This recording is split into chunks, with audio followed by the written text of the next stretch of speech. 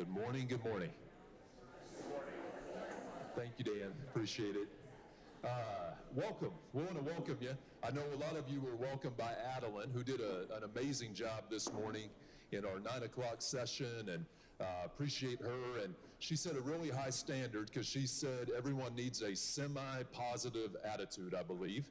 So I hope you'll continue that semi-positive attitude throughout the day. Great to be with you and great to be in Hayes. I don't know, Pat, is this the first time we've done curriculum leaders in Hayes? Okay, which is awesome, really good. Adeline was kind of talking about Hayes in a really positive way. I'll tell you, my first experience in Hayes, I was thinking about this on my drive. All the subsequent experiences have been really good, but my first experience in Hayes was in college. I didn't go to Fort Hays State, but we played a basketball game here. And I remember it's one of those really vivid memories that you want to forget. But I remember there was a player from Fort Hays that got the ball at about what used to be the dotted line right in front of the rim, and I was trailing a little bit, and I decided that I was going to go up and try to contest him as he dunked the basketball. I fouled him, fell on the ground, and just, my kids have seen the video of that and still don't live that down. So my first experience in Hayes was I got dunked on really hard by a guy from Fort Hays State. So I don't, yeah.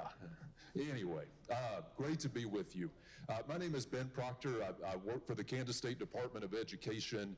I think we've got a really good day for you today and really appreciate you being here. This morning is going to be a lot of information, updates from our team on things that hopefully are pertinent for you, and it'll be a chance to hear those updates, ask questions, and just feel really informed about things that we're doing at the State Department. So lots of topics, but Pat has told me I can welcome you and say what I want, right? Okay. The first thing I want to say is a big thank you to Pat. And if you don't know Pat, make sure you get to know her. So she keeps us in line in the Division of Learning Services at KSDE, organizes curriculum leaders. She'll also share a little bit later about the annual conference, and she really oversees the entire annual conference and just does a fantastic job. Wouldn't know what to do without her, and appreciate her very much. Appreciate the folks letting us have our day here at Fort Hays State, and the supply of coffee, whoever's responsible for that, I especially appreciate that. But again, just want to thank you for being here, and as we get into the day, there's a few things to know. So this morning until about noon, we'll be giving you just some updates on things. We'll eat lunch at 12 and have about a 45-minute lunch, and then this afternoon we'll be focused on school improvement. I want you to walk away feeling like you know what to expect around KISA this year, and I know many of you have attended some sessions with us and probably feel pretty comfortable with that, but we want everybody in the room to know what to expect. So we'll just spend some time on that. Our goal is not to be here until 3. We'll try to finish the day before that. Anybody have things to do this evening? I hear start of football season or something. So anyway, a lot going on. As we get started, they always say to start meetings off by making the audience upset with you. So I'm going to do that. Just real quick, because of the nature of how we'll operate today throughout the day, if you could make sure there are 4 people at a minimum at your table. So I'm going to give you just a minute. It doesn't have to be super diverse, but there's going to be some conversation. So try to get to where there's at least 4 people. There doesn't have to be a maximum number, but at least 4. And there's a lot to celebrate today. I don't know if you're aware of this, but somebody told me that it is Friday. So that's a good thing. Let's start a football season, which a lot of us like. I spend more time watching volleyball because my daughters play volleyball and all that, and I don't know anything about volleyball. When I try to give them suggestions, they tell me either it's not legal or it's a really bad idea, all those things. Just jump higher and hit it harder, you know. But Jay has taught me that there's a national calendar of celebrations. I don't know if you're aware of this, but he starts each meeting that we have just recognizing that there are official things to celebrate. And so I'm going to give you what those are here today because it's a good list. if I can remember them all. And what we're going to do is be thinking about this as I share what they are.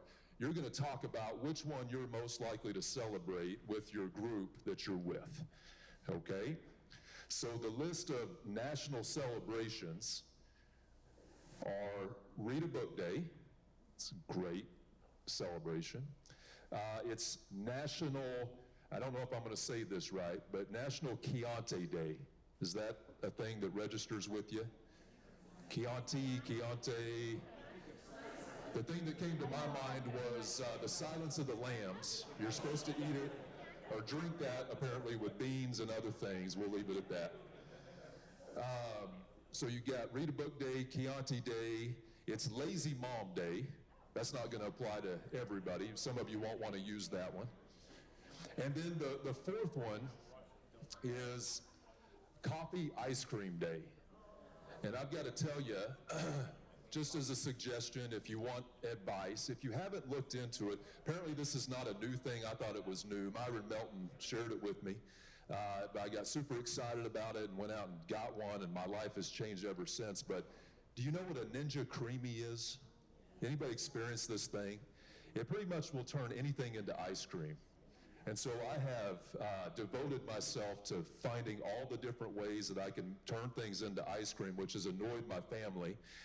If you're familiar with this thing, we only have 3 containers, and I use all 3, so there's never anything for anybody else, which frustrates them. But you can turn coffee into ice cream, and it'll taste great. You can do all kinds of things with it. So, celebrating today, Read a Book Day, Chianti Day, Lazy Mom Day, no comments on that one, and Coffee Ice Cream Day.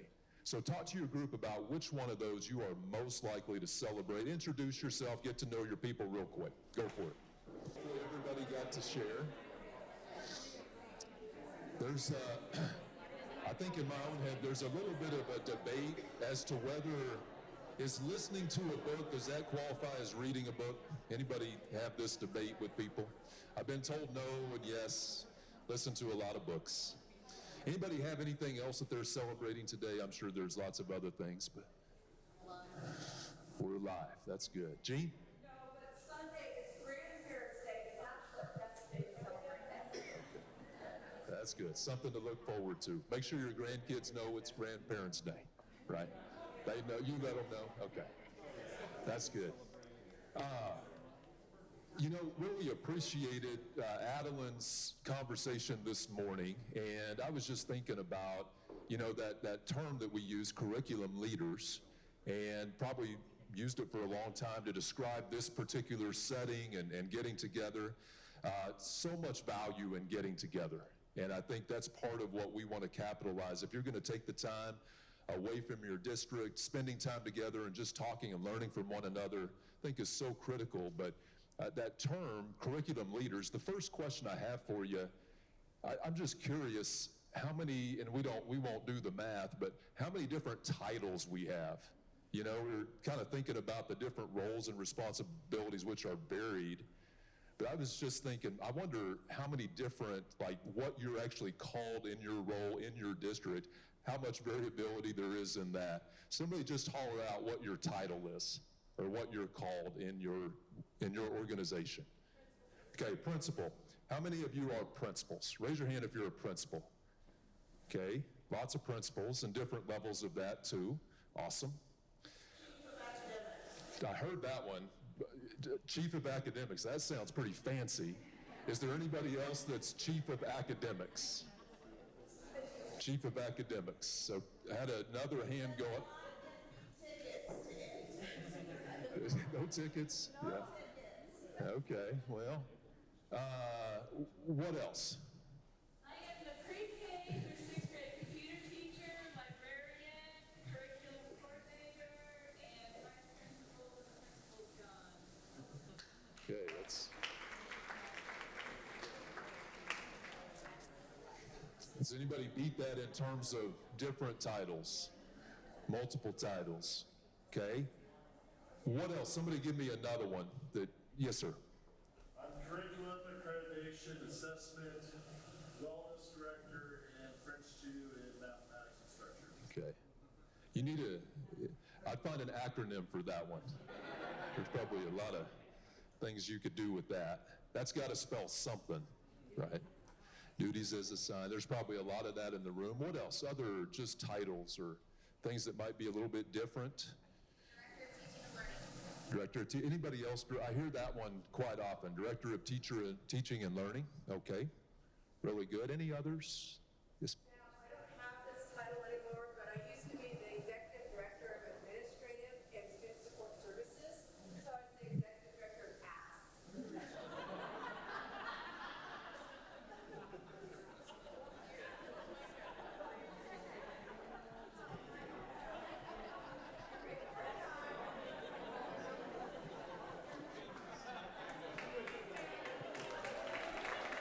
That's a good one.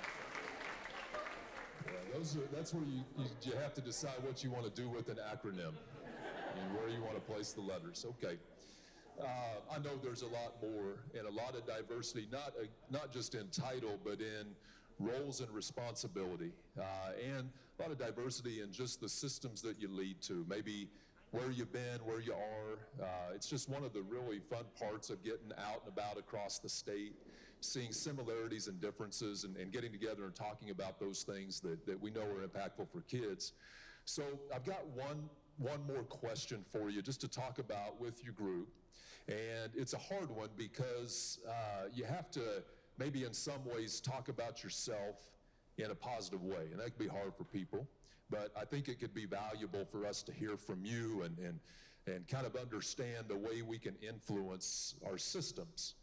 So my question for you, just to talk about with your group, as you think about your leadership, as we are curriculum leaders, so even though we've got diverse roles, responsibilities, all those things, we're coming together under this idea that we are curriculum leaders. Whatever that curriculum means, leadership can mean something to us.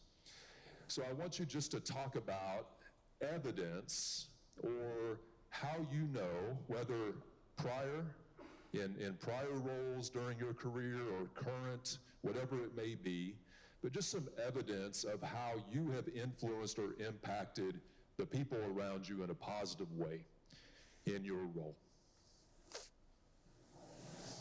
So just thinking about how you've influenced, impacted the people around you in a positive way. What's some of that you've seen?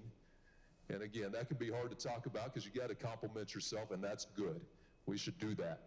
And we're going to have a tabletop group and then bring some of that out. So be thinking about when you hear somebody say something really good, everybody needs to hear that. We'll have a chance to share those things. So is that enough think time? All right. I'm going to have the person at the table, even though you're seated, who claims to be the tallest. You get to decide. No, you get to decide who's going to go first. So you can go first if you want, but the tallest person decides.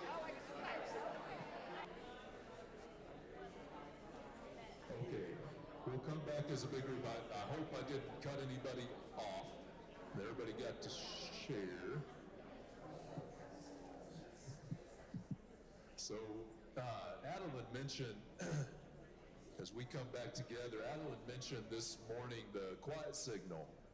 And my first experience with the quiet signal was when I became a middle school principal. I'd been a high school principal for a while, and I was in the lunchroom in our middle school the very first day, and I needed to get the students' attention, and I didn't know about this thing called the quiet signal, so I yelled or raised my voice, and instantly I was told, we don't do that here, that we raise our hand. And what I found was when you commit to that thing and you expect it, it will work. Absolutely. And you find those that are just hesitant or whatever, it makes you feel so, you got to commit to it. Once you do that, it's amazing how everybody will respond. It is a great way to do that. So Pat's got a mic. If you heard something or said something that was really good, and we know we've got a really good group here, lots of influence, lots of impact. So just holler and Pat will bring a mic and let's talk a little bit about just how we've influenced and impacted those around us. And you can volunteer other people too if you'd like.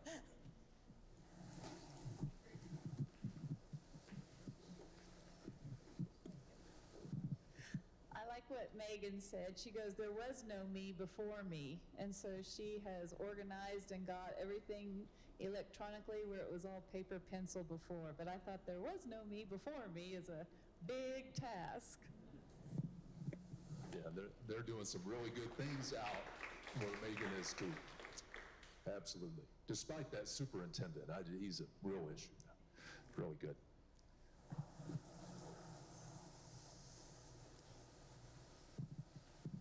I'll choose if I have to.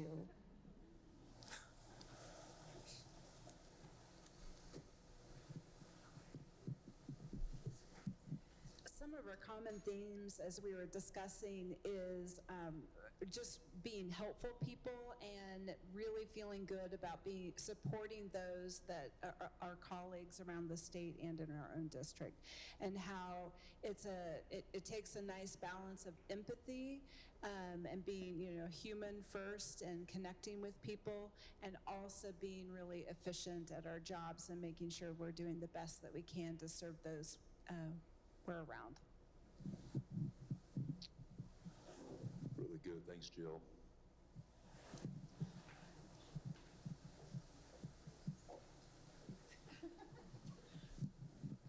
I won't share hers. I'm going to ask her to share hers because she tells it better than I do. I was just nominated. So I just finished time as a secondary principal, a high school principal. And as I cleaned out my office to move to my new position in curriculum, I had a very large stack of thank you notes, everything from a little colored piece from a student in our multi-level room, highest needs, to a thank you note that I received actually after I left from the department chair of special ed, thanking me for what I had done in that role. I was going to throw that pile of things away. I was in one of those get rid of things moments, and a colleague said to me, you have to sleep on that. And I put them all in a basket, and they are now in my new office to remind me of what is important every day.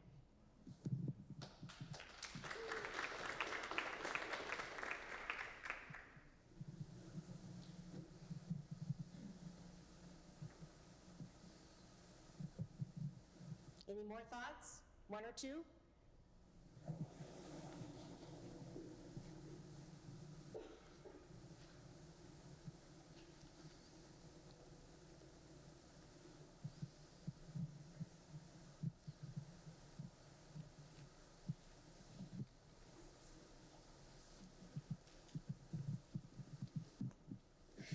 I have the privilege of sitting with Kim Mock, okay? And she has taken on the challenge of undergoing letters training herself, as she is asking those who she is leading to also go into letters training so that she fully values not only the learning but understands the commitment that people are making to that incredibly important work. So kudos to Kim for evidence is, yes, I feel stressed and overwhelmed, but yes, I am also letters on the brain, learning a ton. So kudos to you.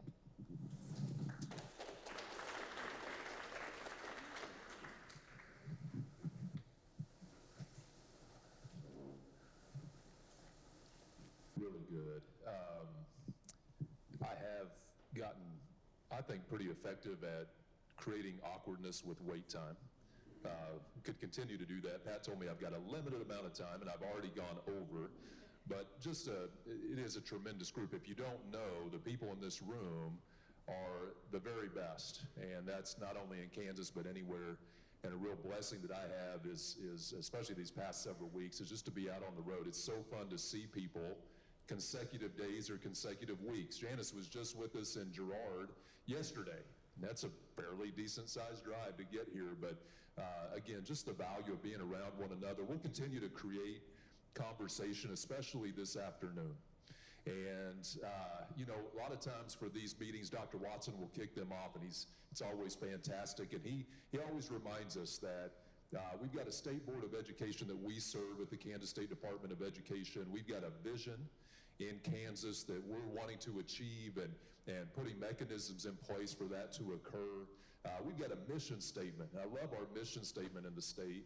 because it ends with the recognition that each student has gifts and talents. And I love that part of it. And it's preparing them based on this fact that each student has gifts and talents. I don't know if you've ever met one without those things. I have yet to meet one. Some of them have different backgrounds and things they're bringing, but gifts and talents is not, that's a defining quality of our young people, and recognizing that's really important. We've got all kinds of things that create a solid foundation. You're going to hear about some supports and resources that we want to provide to do this incredibly important work as we move forward in the state. But I want to share with you, just as I close out and then we start doing some updates, what we believe our theory of action is to achieve our vision in the state of Kansas. And some terminology associated with that, and then we're going to dig into it this afternoon. I hope you stay around for the afternoon session. But the big idea, or the belief, or the why behind our work is that we believe if we strengthen coherence across the state of Kansas, coherence being described or defined by knowing specifically where we want to go, having a focused direction, creating a culture across the state of collaboration, so learning from one another, because there are great things that are happening everywhere, and creating a culture where we can talk about those things, making it instructionally focused, and knowing what to do with accountability, where we're going to hold ourselves accountable to do certain work really well. Just like Kim, why are you taking letters? Why are you committed to that, Kim? As you take a big gulp? Because that's hard. You got other things going on, probably. It is, but I don't know. I guess I just feel like as a leader, it's very important if I'm asking them to do something, I should also be doing the same thing, regardless of what's going on, knowing that there are some good things. But Yeah. ultimately, if that's for kids, it's focused on key stuff, it will allow me to better support for any person I'm going on helping. Yeah, we call it a high leverage action, right? Having that knowledge of how to teach children to read most effectively, we'd say that's pretty high leverage. Because we know that if you come across a student that doesn't have that ability to read effectively, and that really gets into the second part of our theory of action, but if we strengthen coherence and really know how to bring that conversation together so that things are not isolated from one another, if we strengthen coherence by focusing on a few high leverage, fundamental professional actions, things that we can control, the belief is our kids will know more, be able to do more, have more opportunities, less limitations. That's the big idea. And we're going to talk about what those fundamental professional actions are. Adeline mentioned those a little bit earlier, but teaching each child to read most effectively, being clear about what kids need to know and be able to do, starts with their little bitty, when they're 3 and 4 and 5 years old, all the way through the time that they're pretty big, while we have them. So, and it includes not just content area standards, but if we want them to be good listeners, we can teach them to do that. They can demonstrate that skill, and we should expect that every day. And we can build that into all learning environments that kids experience throughout the day. That's the influence and impact that you can have. Creating those conditions for those things to occur every day. If we want them to persevere when things get hard, we can teach them to do that.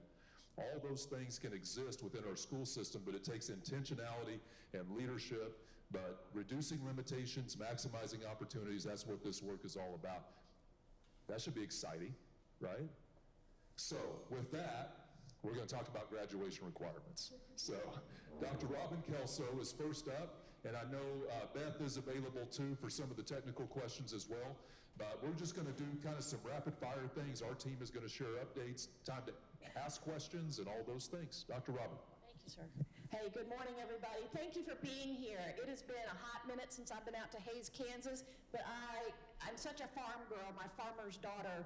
I'm a farmer's daughter, so it's a very soothing place for me. So thank you all for coming out again. Just a few quick reminders. You may have heard the graduation requirements are changing for this year's freshman class. Hopefully that's not a surprise to anybody, but if it is, you're going to want to come talk to me at one of the breaks, and we'll get you caught up. But just wanted to point out some resources that are available to you as you kind of work through this. If we could go to the next slide, please. Post-secondary assets. I know that's been I'm trying to be mindful of the camera. I know that's been a hot button topic, that you're going to need to track them, and that once a student gets past their 2 required, you still need to keep track of what post-secondary assets are acquired, okay? How are you going to do that? we've got kids' file specs, okay?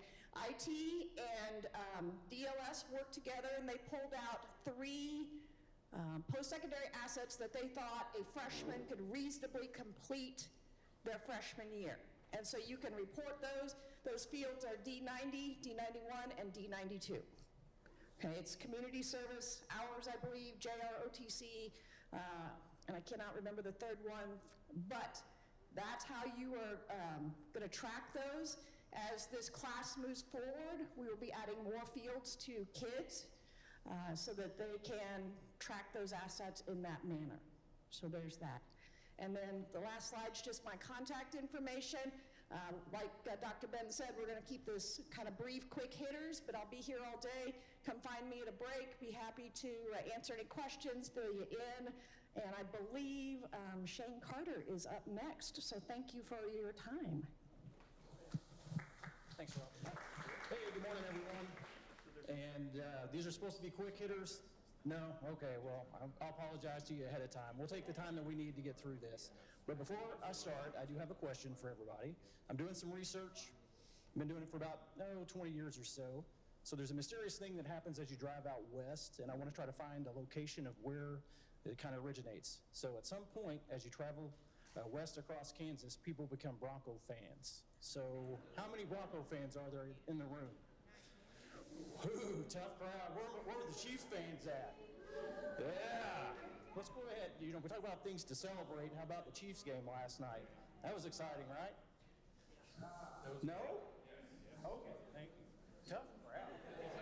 But anyway, where are you from? Goodland. Okay, well that makes sense. Now my father-in-law is from Hoxie, so but he lived in Colorado too. So he's a Broncos, Donkeys fan, but he also claims the Chiefs too. So I figure it's somewhere in this area, but I don't want to throw anybody under the bus. All right, so for my licensure update, go ahead, Pat. Have you all seen this before? Are you familiar with it? Okay, I think Dr. Proctor just spoke about it a little bit with the school improvement model and how we're trying to be coherent. As part of Division of Learning Services, licensure is tied into that conversation as well. And I fit in, pretty much in the professional learning, professional collaboration, and educator evaluation for those structures, those high leverage structures that we're trying to impact change. And within the professional learning, you'll see over on the left for those fundamental structures, there's structured literacy. So has anybody heard anything about a licensure requirement and literacy training? How many in the room? Okay, and what did you hear? Anybody? When does it go into effect? Here, I'll help you out. When does it go? July 1, 2028, okay. And who has to complete the training? I'm hoping you know better than me, so help me out when we go through this conversation. No, I'm joking. Yeah. Is it easy to understand? No. Okay, yeah, it's not the most easy to understand, but it is something that we'll all get through together and go through this explanation. And as we have the discussion, we'll talk about it, and feel free to ask questions, and feel free, we'll war game it as much as you want, and I'll try to give the best guidance I can out there to you to help the group understand. So yesterday, I met with some superintendents, and we had some discussion, and I didn't do a very good job of explaining it. So that's good for you all. That means I learned. As I thought about it last night and on my ride in, I think I've got the way forward to help people understand this. All right, so July 1st, 2028. So we have about 4 years before that goes into effect, right? Right now, the state, what is the state doing to support school districts to complete this objective of having individuals train? What, letters training? What are they doing? Paying for it, right? Okay, so we're trying to provide support. We also have technical support from our staff. It's not just throwing a requirement out there for a limited reason and not providing you support. So we are providing supports to help you meet this requirement, but who it pertains to, we'll go ahead and hit that real quick. So it is elementary educators that are teaching reading, English language arts, elementary educators that are teaching history, government, social studies, elementary educators that are providing special education support services. That could be low incidence, high incidence, etc. School specialists to include school psychologists, elementary, excuse me, I forgot to use the term elementary, and elementary reading specialists, school psychologists, and elementary administrators. When we use the term elementary, wait, that one more time. Oh, go back one. Well, it didn't show up there for some reason. Okay, so when we use the term elementary, March 17 of 2023, we had a regulation change. With that regulation change, elementary became pre-K to 6. So anytime you hear the term elementary, that's what we're referencing, grades pre-K to 6. Now, it's recommended that all educators complete this training, but it's only required for the individuals that are serving in those positions on the slide. But when we say elementary, pre-K to 6. All right, so yes ma'am, go ahead. Administrators that have K-12 license, do they currently need elementary, or they currently need high school and have a potential change in the future? Should they be considering getting that added to their licensure? I would say yes. And is that person elementary, or the individual we're talking about now, are they elementary right now? No, middle school right this time. Yeah, so I would say yes, if they're looking to make that move at any point, they should consider that. All right, there we go, the hands are up. I like it. Here we go. We'll start here and then move our way right. Yes. I've heard rumblings about a lifetime licensure. Mm-hmm. Where does, one, when does that go into effect? Yeah. How can we get that? Yeah. And does this requirement have to be a part of that? Okay, so for this requirement, it is tied to the position in which you serve. So that would be full-time. Well, let me start with your first question. So a lifetime certificate, no. What has been approved is a legacy license, which will be a 20-year license, and it'll be in a new regulation update that we're working on to send out for approval here shortly. But that was a recommendation that was made by the state board about 2 years ago, so we'll be pushing that forward in regulation. So if you're retired and drawing capers, then you would qualify for that legacy license. Oh, so you couldn't be somebody who's currently now? No. Yeah. Okay, as an admin, take letters for admin. Mm-hmm. Okay, let's just say in the future I decide to go back to the classroom. Mm-hmm. Is there gonna be a difference between what my classroom teachers are taking and will my admin for the letters count Mm-hmm. to be able to go back to the classroom, or will that, Yeah. Excellent question. Can I ask you, can I answer that here in just a moment? I'm gonna go to a couple more slides and we'll go back to that, okay? Yes. Pre-K-6 licensed teacher teaching 6th grade science. Mm-hmm. Do they have to take letters? So based on our definition, they are not required. It is recommended, but it is not required because they're serving in science. Yep. But if you're a 6th grade teacher, middle school level teaching social studies, You are required. So it's not the building, because we were in a meeting where we were told that it's whatever building you're. Oh, maybe I didn't. So when we say elementary, this is where it gets a little wonky, so bear with me. If it is a middle school teacher or serving some type of secondary capacity, then it's not going to apply to them. So there are individuals that have old endorsements, let's say elementary K to 9, maybe somebody added a 5 to 8 endorsement to their license. They're teaching middle school math. Do they have to take the training? No, they do not. They're serving in the middle school. And are we going to take away their K to 9 elementary endorsement? No, nobody's going to lose an endorsement or anything like that. It's just if they're teaching kids to read or teaching history, government, social studies, or serving in one of those elementary positions, they need to have the training, or they're going to be required to have the training. All right. so you have a 6-12 license Yep. in English, and you're teaching 6th, 7th, and 8th grade. Mm-hmm. You would be required to take it because you have a 6th grade. Are they teaching in an elementary school? They teach you in the middle school. So no. If they're in middle school, no. Now, we have, most of our Catholic schools all K-8 buildings. Mm-hmm. That's not elementary still. Okay. Yeah. So here's how I'm going to do the check and determine who this applies to. How many people in here work with a licensed personnel report? All right, everybody's favorite report to submit to the state, right? You love it? So within the licensed personnel report, some of you may not be aware, but there are course codes that are associated with every assignment that's reported to the state.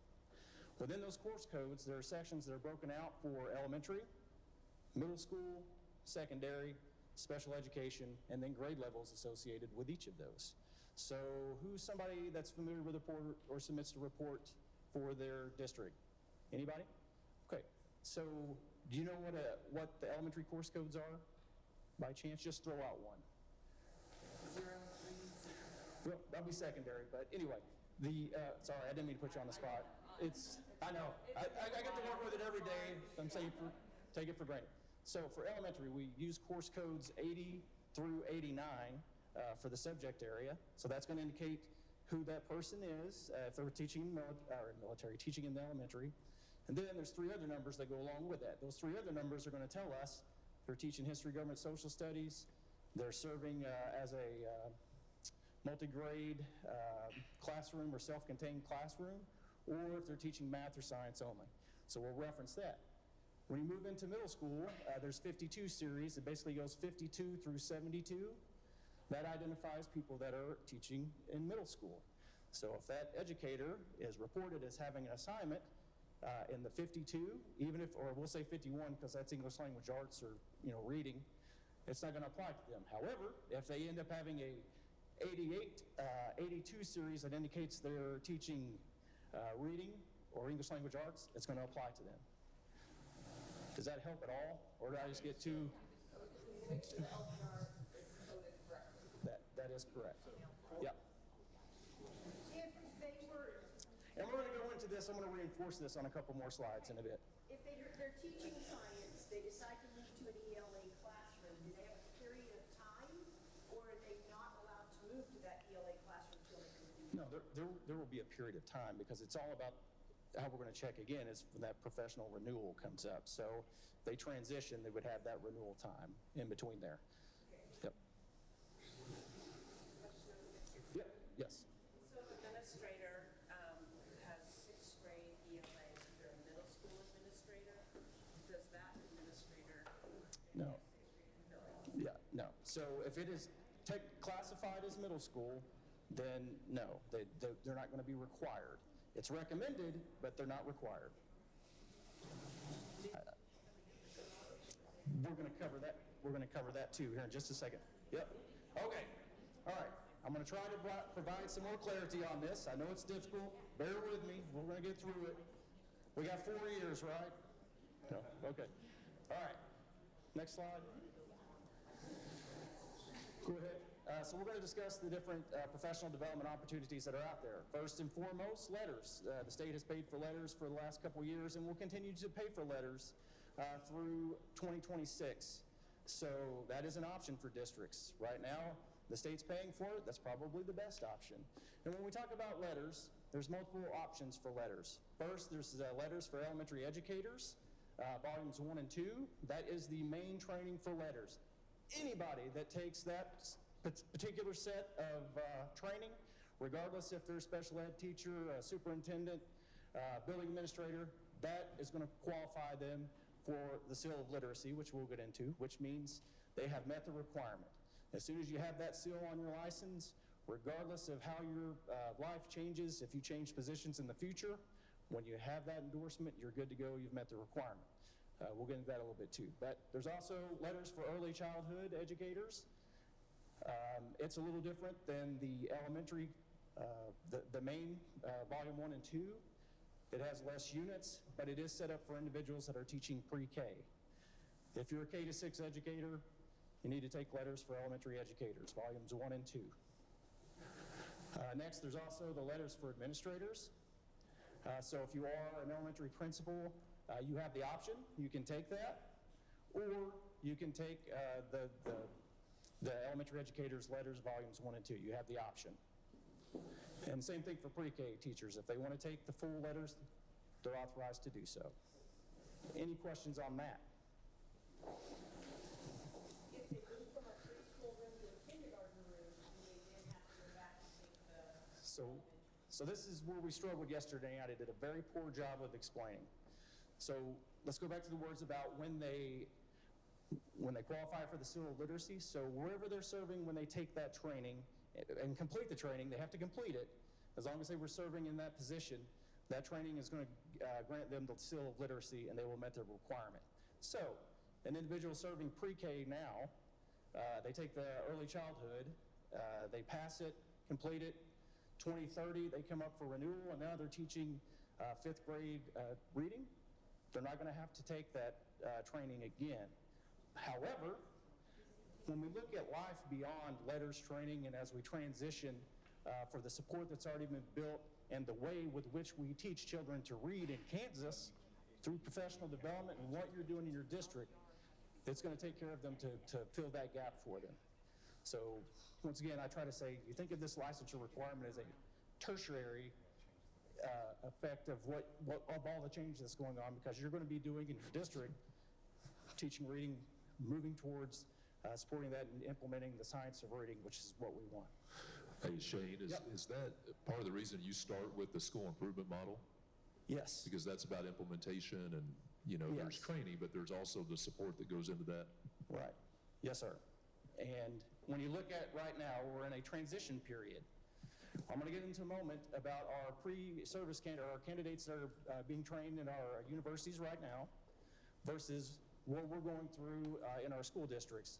So we're in this fuzzy little area where there's a gap of people that need to be trained, but we're all going to be moving in the same space. So that should eventually take care of us by 2030. The licensure requirement probably won't even be a thing by then. Everybody will forget about it. They're just doing the right thing and learning how to teach kids how to read based on science, and everything else will take care of itself. All right. Yes. So my kindergarten teacher that has completed the early childhood letters training, does she need to repeat the letters training for volume 1 and 2? I just want to make sure I understand. Did she complete the early childhood whenever she was serving as kid? Yeah, she's going to have to get the volumes 1 and 2. Uh-huh. Oh, yep.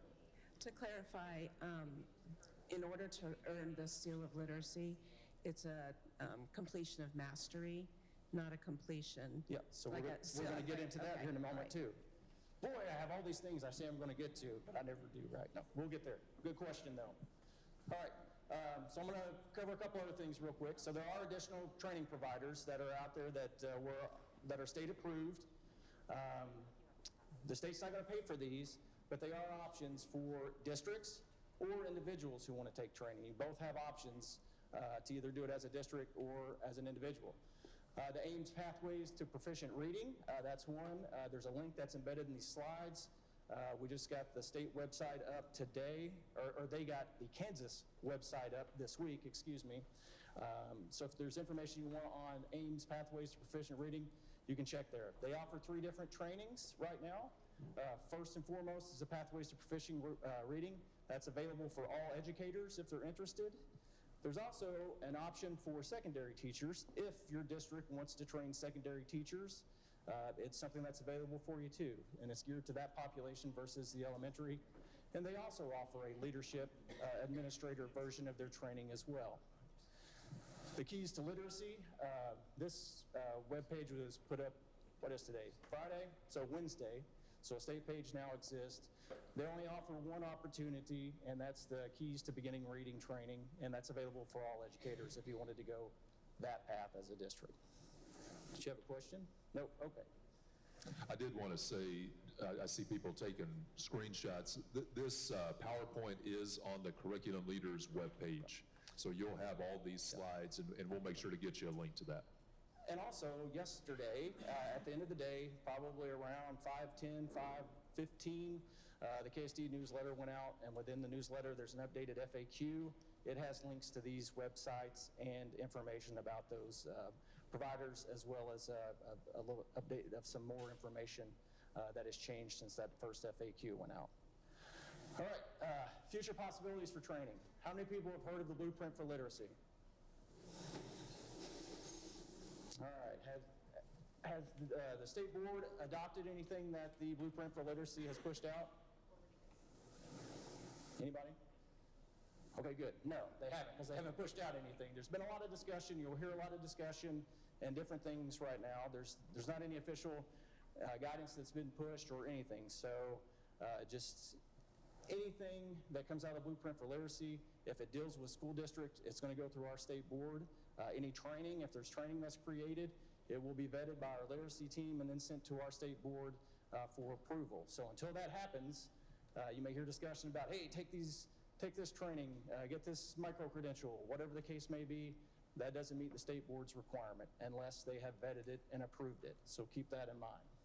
We will, Shane, just for people's information, if this isn't as familiar to you, whether it's this coming week or in a short order, we'll be providing a blueprint update during a weekly Zoom or a statewide Zoom as part of our Thursday statewide Zoom session. So that'll be coming up here either this coming Thursday or in 2 weeks. Okay, thank you. Testing. So part of the what the state board approved, they approved either completion of state-approved science of reading training or passing a state-approved exam. Currently, a state-approved exam for veteran educators does not exist. I do have a professional standards board meeting on September 27th, and we will, in that meeting, get that identified and get recommendations to the state board with the goal of getting that to the state board in October. So that should be closed out, and you'll get that information. So that could be an option. Next slide. All right, training tracking. So we'll go through this, and I'll show you a couple of certificates, and then we'll go back to some of the war gaming questions that were going on about requirements. How we're going to track. Number one, every educator that completes the training, they're going to receive a certificate, and we're going to require a certificate of mastery. There's going to be different ways with which that we can track training. Number one, to the individual level, they have their certificates. You at the district issue them professional development points. They renew a license, that document gets uploaded and sent to licensure, and we can do the check, see where they reported, etc. That's the worst case scenario. That's what I don't want to do it that way, but that is a way, and we will do that when we need to. Next, another way is we want to find an automated solution, a way to use information that we have from our partners, either TASN or Lexia, to pull lists of educators that complete training, and then we can take that and upload into our licensure system and get the seal of literacy put on a license based on that and do that verification. And that's kind of the way forward that we want to go. There's still some pieces that we've got to get in place to make that happen, but that is the way that I'm going to try to move this forward. Also, back one more. How many people like reports to the state? Everybody, right? Well, good. I'm going to get to create a new report for those that submit that wonderful licensed personnel report. There will be a structured or a science of reading training tracking report that will go into that. Districts will report educators that are required to have the training, who's enrolled, what training they've reported, and where they're at or when they've completed it. So that's another check that we can do. And then I can also check that information or share that with our partners that are providing the training and make sure that we get the account of that individual completing that training. So once all that's verified, there will be a seal of literacy that is placed on a license. So as long as individuals completed that state-approved training for that position for which they serve, or they pass a state-approved exam when it exists, they'll qualify for that seal of literacy. Go ahead to the next slide. All right, so there were questions, I've received questions about certificate of completion versus certificate of mastery. Certificate of mastery is what we need, and the difference between the two is the certificate of mastery requires that you score 80% or better for that particular unit of instruction. Certificate of completion, it scores below 80%. So we're going 80% or above. So certificate of mastery, what you see here is just one unit for the elementary educators, volumes 1 and 2. That's what the certificate looks like. This is an early childhood certificate of mastery. All right, next. All right, the seal of literacy. So here's a license. Go ahead and hit the next one, Pat. All right, there's the seal of literacy. It'll be in the lower left-hand corner. That for you as a district, that's what you'll look for to see if you have an elementary educator that's teaching history, governor, social studies, or teaching reading, or that special education teacher that's providing services at the elementary level. You just pull up that license, boom, they got the seal of literacy, you know they're good to go. So no issues, there's not going to be a requirement for them to do any additional training. To renew a license, you as a district, by all means, can, have them do additional training related to the science of reading, but there won't be a licensure requirement for that individual. Next slide.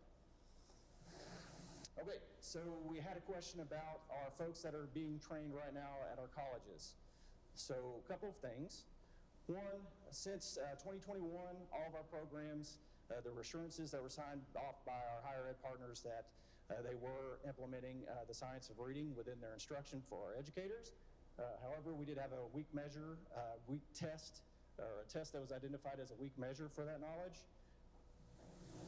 Couple that in with the fact that we didn't have explicit literacy standards embedded within our elementary standards. That all changed this year. So we had a group that came together, created new elementary standards. They were approved by the state board February of 2024. And within those standards, there are 3 explicit standards related to literacy. So those go into effect in 2026, but every program, every elementary program that is taught in the state is reviewed to ensure that people are actually meeting those standards now. So people that are completing training, they're receiving that at higher ed. However, our test still is a weak measure, but we've also adopted a new test. So the elementary the elementary education series 7001 includes the teaching of reading, the 7002 exam. If somebody passes that, that is going to qualify them for the seal of literacy. So if that educator shows up,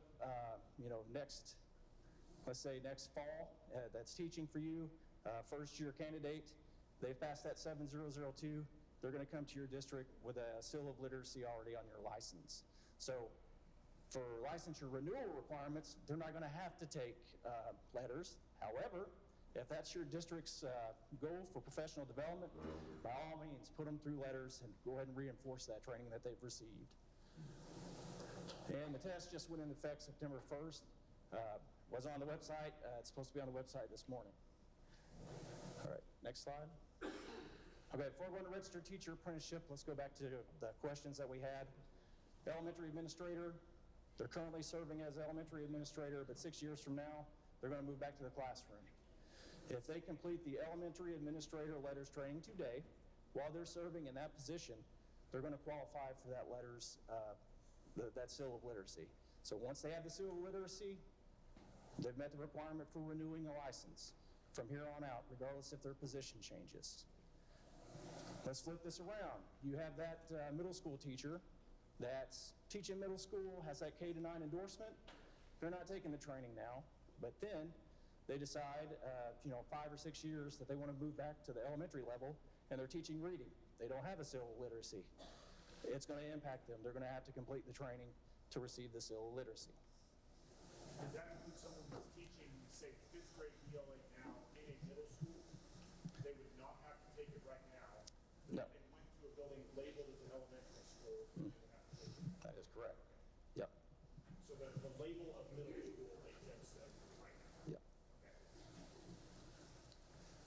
I had a question over here.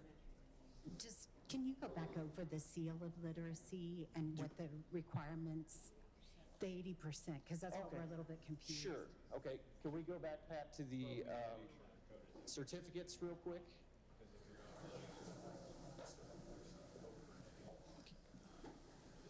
Yeah, this will work. Okay. So there's a question about this, the certificates and what it takes to qualify for the seal of literacy.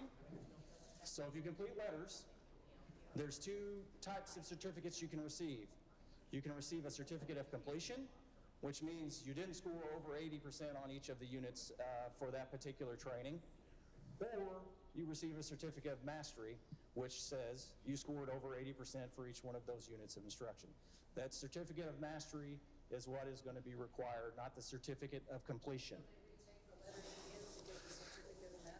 I don't think you have to take the whole program again. I think there's just things within the program. They may have to go back to that unit and duplex. I think they can test through it. You know what? I'm not going to beat around it. I'm going to have to, I don't know. I need to get you. I can, yeah. Certificates now to make sure it says mastery. Yeah. Master. Yeah. They just go get those 2 units of training. that aspect to it, yes. All right, we're having an offside conversation. There was a question asked that I can't answer at the moment. So that would be for a person who has completed training. Maybe they have a mixture of certificate of mastery for units 1 through 4, but 5, 6, 7, and 8, they only have certificate of completions. Based on that, there's going to be some additional training that needs to happen. And the question was, who provides that training and how do we go about getting it? So I need to get that answered. Yeah. Well, yeah, you could pass or take the exam that'll be established, or exams that'll be established as well in the future. That's another option. Yeah, it's a trade-off. Yeah. All right. I'm hearing rumblings, and honestly, if you got questions, let's try to answer. Just for the online stuff then, so they don't even keep their attendance certificates for the in-person learning. No. Not necessarily. No. So anybody that finishes will get the certificate. Well, as long as they meet the requirements, will get the certificate of mastery. As long as they achieve that level. So yeah, you don't the attendance. No, you don't need to keep that. We just had a report finish the volume 1 and volume 2, so when can they start sending this in so that they don't lose? All righty. So, okay, 4:35. So you're not going to be first. I talked with Denise O'Day yesterday, and I promised her that her district will be the first for us to work through this automated process, but you're number 2 on my list. Yeah. But like I said, but the goal is, as soon as they complete the training, we want to go ahead and get that seal of literacy on the license instead of waiting for 5 years from now when they're due to renew. So I'm going to push and try to find a way to do that. Will we have application fees to go along with that? Do we have to go through the whole application, or can we? No, I'm trying to get this done without application fees or charging anybody for the training, or excuse me, charging to get that seal of literacy put on. It's not an endorsement or anything like that, so I can maneuver and make that happen. Yeah. Does the district upload the certificates, or is the individual? Okay, so the question was, does the district upload the certificates or the individual? So when I talk about different ways that we will track this, the option is there for the individual when they're renewing their professional license to submit those certificates to us. The structure that we have in place to make that happen is the professional development transcript. So you as the district can upload that to the application. The individual would apply to renew based on professional development, just like 73% of educators do every year. And you as the district would upload that PD transcript and include those certificates with that PDF that you upload. I just need to upload myself. I cannot do that. No, because we don't have a way within our application system to allow that. Yeah, yeah. And that's why another reason why I'm trying to do an automated process that we're not relying on individual. I'm working with districts and the training provider to get that information and do it in-house that way. We're taking it to one of the service centers. Ideally, the service center will let you know is basketball, right? Can I phone a friend on that? Jennifer? Sorry. Yeah. Yeah, so they were talking about if they're getting training through a service center, the service center has records of who takes the training. So we can. I'm glad that, so that's what we were just talking about right here. It's easy. It's okay. It's easy for us to say this. SDAC, Southwest Plains, Greenbush, all represented. So here's a attempt at a service center answer to that. We have access to each individual teacher's online account. We do have access to that. And also, this is an individual teacher licensure requirement. So our recommendation probably would be have your teachers, when they've earned their mastery certificate, download the certificate and put it into their professional learning tool, PDB Toolbox, My Learning Plan, whatever it is you learn, the Southwest Plains tool, put it in there themselves. Now, in those instances, when you have a couple of teachers who forgot to do that, would Greenbush or would we be able to go see if they have one? Yes, but I do think because this is an individual teacher licensure piece, let's empower our educators, just like we do with all of their other licensure pieces, to take care of that we will do that in our trainings, right? That could be the end of day 1 is go through or day 4, day 8, whatever we're saying, day 8. I'm not the trainer, clearly. Day 8, and help them do that. But we would be able to, but I don't think that, I think this is an individual licensure piece that we want our educators to be empowered to do that. So it is possible. Also, Lexia, who's getting paid to do a lot of this, Lexia would have record of that. I'm just throwing out, so I think we might be able to. So let me get our service center folks calmed down. So I think there's some misinterpretation of what I was talking about. So when I say the training providers, it is working with Lexia to get that teacher education information for that automated solution. This is, like I said, the worst case scenario. This is not my favored way to make this happen, but there are going to be people that, maybe change a district or something, or for some reason we don't get that training record, so they'll have the option to submit that professional development transcript and those certificates, and we can verify it that way. Okay. I would say that's the other potential issue.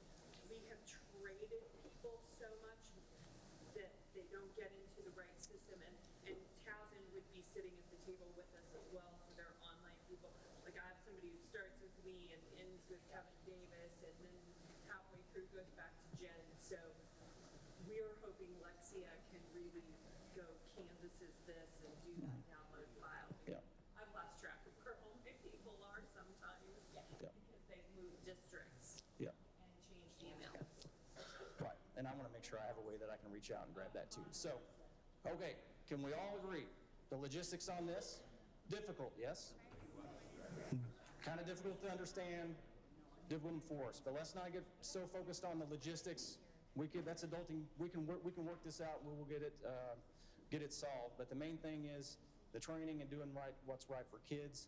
If you're ensuring your teachers are getting the training, then you're going to meet the requirement. And this, once again, this licensure renewal requirement becomes tertiary. It's not going to be that big of a concern, I assure you. All right, I'm going to move on to the next piece, and then I'm almost done. All right, so Registered Teacher Apprenticeship Program. How many school districts are participating in the Registered Teacher Apprenticeship Program? Kevin, raise your hand. There you go, yeah. He's like number 1. He's got like the most folks in the program, number 1 or number 2. I think we had a little change here lately. So we do have individuals that are participating in the program. Thank you. If you don't know what I'm talking about when we say Registered Teacher Apprenticeship Program, shoot me an email, shoot Dr. Gillespie an email. We'll have time to visit with you. We'll set up a Zoom with you, and we'll go through the program requirements in detail with you. If you have a program operating already, Dr. Gillespie and I will be traveling out to your school district in the next couple of months. We'll be doing a fall visit and then a spring visit with all of our school districts and apprentices, mentors, the whole shebang each year. So we're working to coordinate time with you to come out and just to check, see how things are going, and see how we can support you. If you want to participate in the Registered Teacher Apprenticeship Program in the future, we're out the spring cohort. We're accepting applications now through November 1st.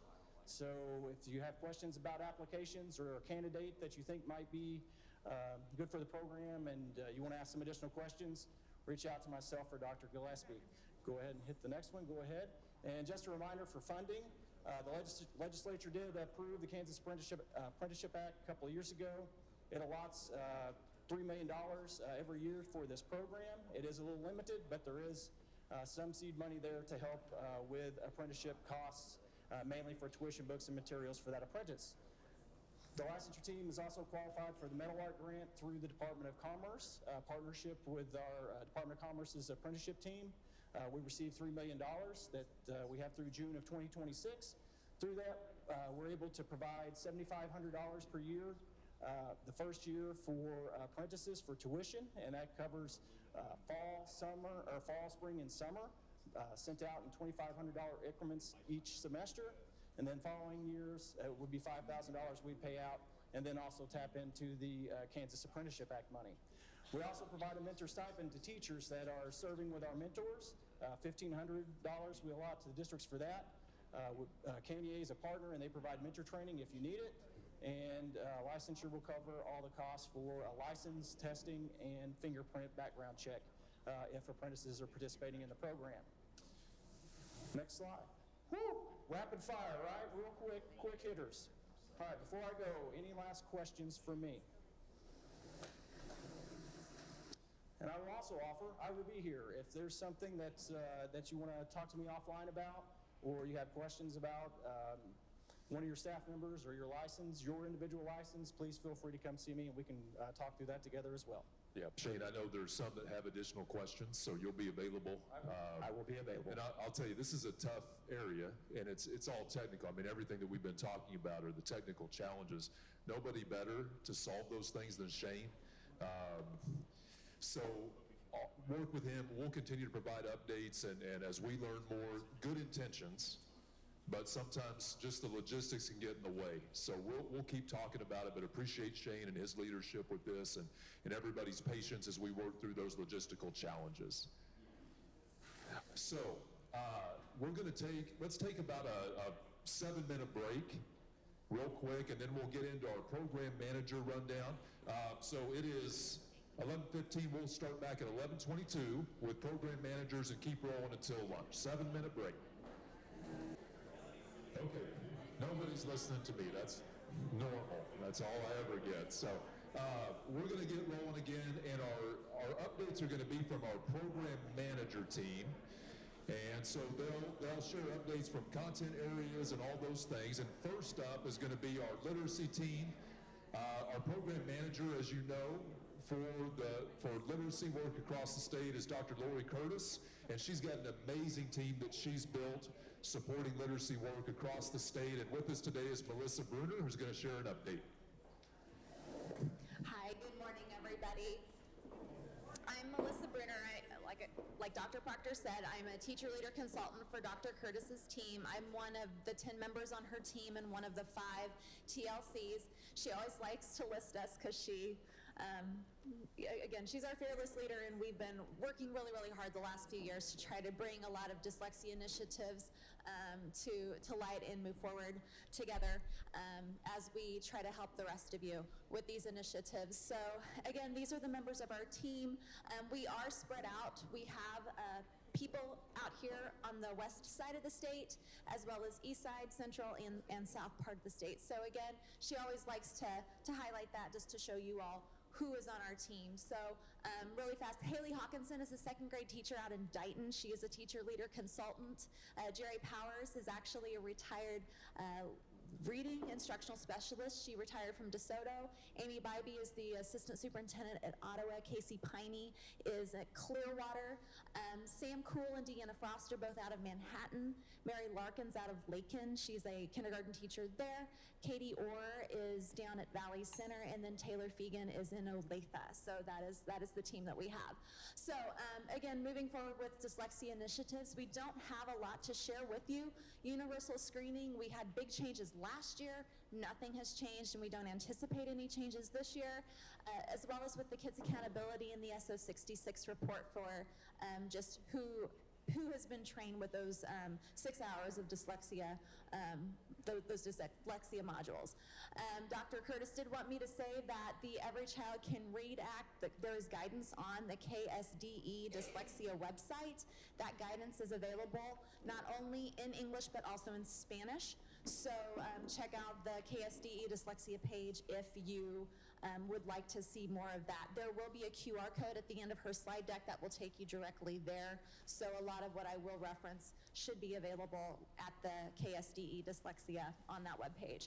So again, as we move forward as a team, we will continue to support all school districts as we're shifting away from balanced literacy, from that balanced literacy approach to a more structured literacy method of instruction. We do, and we did last year, set up a literacy lifeline. So if you and your districts, your teachers, your administrators, you as curriculum leaders, if you have questions for the literacy team, we can be reached via email, and we can set up Zoom calls, phone calls, and emails to try to support you all from anything from screening to intervention to structured literacy support and professional development if you need that support. Other additional updates, so the KSDE required initial dyslexia modules. So that initial 6 hours of training, we have revamped those modules. They are live on the KSDE website. The slides do have a facilitation guide and videos along with participant handouts. Those are intended to be used with a facilitator. So independent use, we really don't encourage that. Again, try to have a facilitator to assist your brand new teachers, new to the profession, who have to do the 6 hours of training. So again, who's supposed to receive this training? Just those new teachers or teachers new to the profession. If you've already had the 6 hours of training, you don't have to repeat the 6 hours of the new modules. You don't have to do that. I know that question has come up to our team. Again, the 5 modules too, these are the new titles. The first module is KSDE requirements and district expectations. So these are Kansas specific. I know that question has come up, and I'll get into that a little more in a minute. Dyslexia, what it is and what it isn't, how the brain learns to read. Structured literacy, there are 2 options there. One will be geared more toward elementary. The second will be geared toward middle secondary for the structured literacy piece. And then information for transformation is basically going from screening to intervention. And then what? So again, those modules are there, 6 hours of training total. Now, if you have people who want to get their 1 hour of additional training a year and they want to go back and review one of those modules, that is absolutely fine. And honestly, we encourage it because we do have some new information out there, but you as a district can decide how you utilize that 1 hour of training per year. Now, some questions that I've heard come up based upon Zoom meetings and meetings that I've sat in. If you have a brand new teacher who's also doing letters training, would that replace these 6 hours? And the answer is no, it would not. The reason being, the letters requirements, again, like Shane said, that's for licensure. But the 6 hours of training, that was established by the Dyslexia Task Force, the Kansas Board of Education, and all of that. So it is separate, and again, these modules are Kansas specific. All right, so again, that annual structured dyslexia training requirement is still in place. I know the question has come up as we get more teachers trained with letters. Will that go away? Not for the foreseeable future. And this is why. And this is what Dr. Curtis told me to tell you all. As we remember, with structured literacy, the science of reading, it's not stagnant. It's constantly changing and evolving and growing. So we as a dyslexia team have a responsibility to the rest of you to wrap you all in on what that new research is and all of that moving forward. So because that body of research is constantly growing, we have a responsibility with professional development to stay on top of that as well. So that's why moving forward, it's not going to change, at least not for the foreseeable future. So again, we're working on a structured literacy toolkit, just like a lot of the program managers are probably talking about their standards alignment toolkits. We hope to have that structured literacy toolkit available by the KSDE Fall Conference in October. A lot of what we plan to put in that toolkit, however, is available on the KSDE dyslexia website. How many of you have heard about the KSDE Kansas Literacy Cadre? Some of you. So again, I will do my best. If there's questions, I might defer those questions to Dr. Proctor.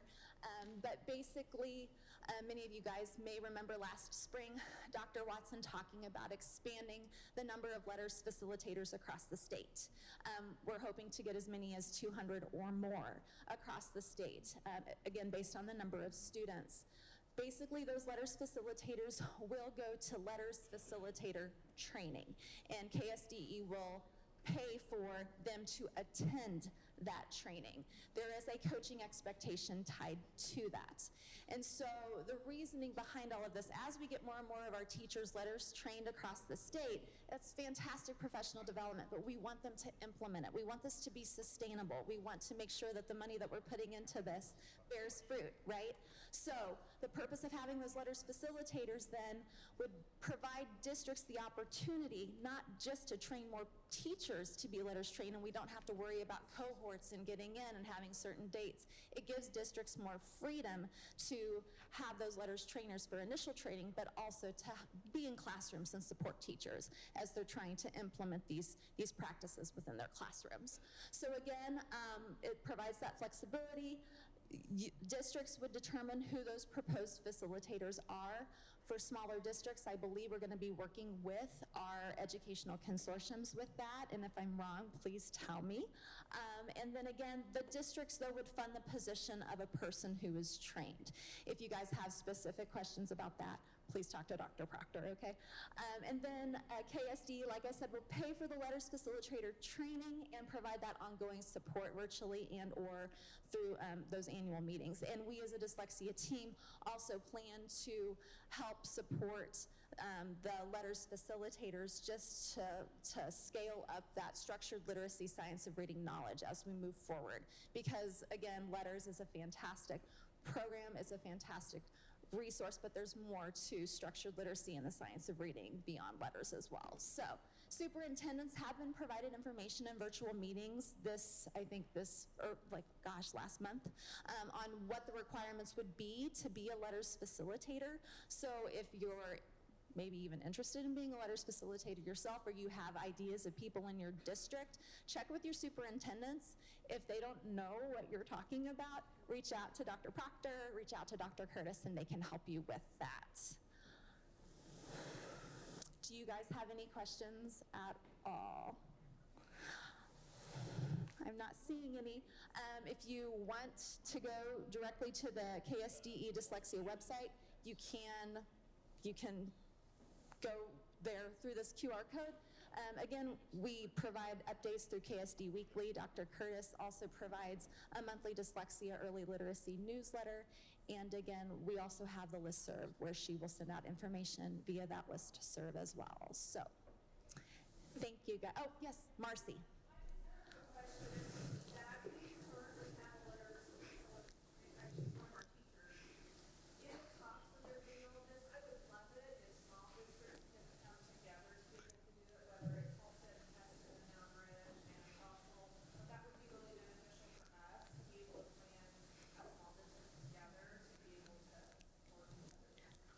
Coming from a small district, I would agree with you on that. Yeah. Are there any other questions? I'm not seeing any. Okay. Thank you guys. Thank you for bearing with me. I'm not Dr. Curtis, but again, I'm happy to be a part of her team. So, all right, there you go. Thank you. Thanks.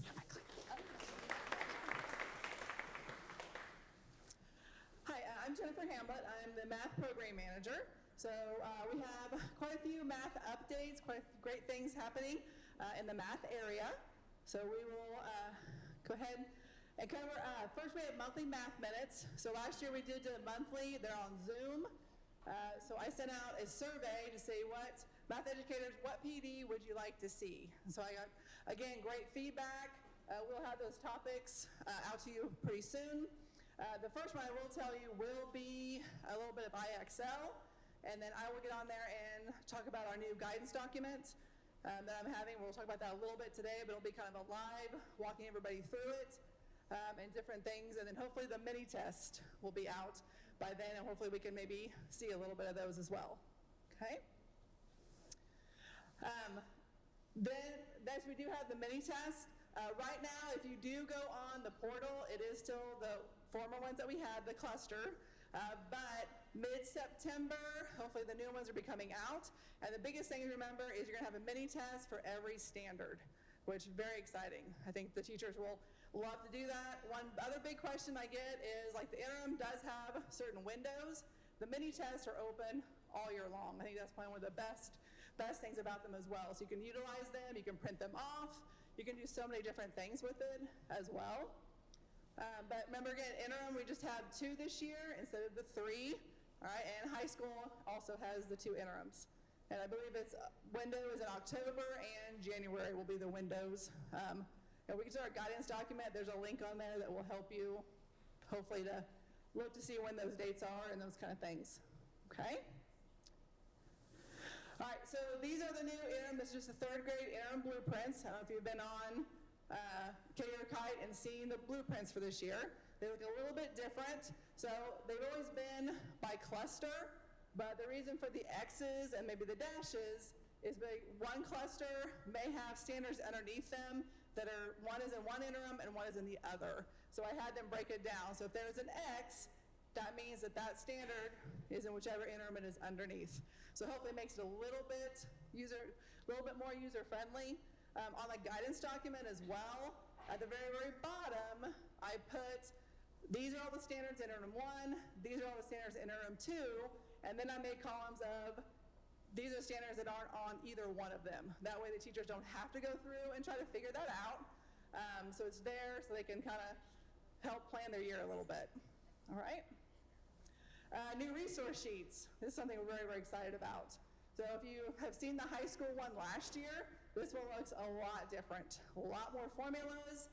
The formulas are labeled. I think your teachers are going to love this. There's a lot of formulas on here that there was not last year. So I think it'll be really, really great. So again, those are posted. There's a couple that we need to make some edits to, like the kite formula was on the 6th grade. 6th grade, we don't use the kite formula, so we want to get those off of there just to make sure. Because I think if teachers see that, then they think they're supposed to teach that. And we have enough to teach that we don't need to be throwing things in, that's not actually one of our standards. Okay? All right, so here is the Math Standards Alignment Toolkit. The first one is the guidance document, which I am going to talk a little bit about today. The rest of them are in the process. We are collaborating with TNTP to come up with like adoption process, hopefully evaluation tool for curriculum. I know that's a big one that I get asked a lot about.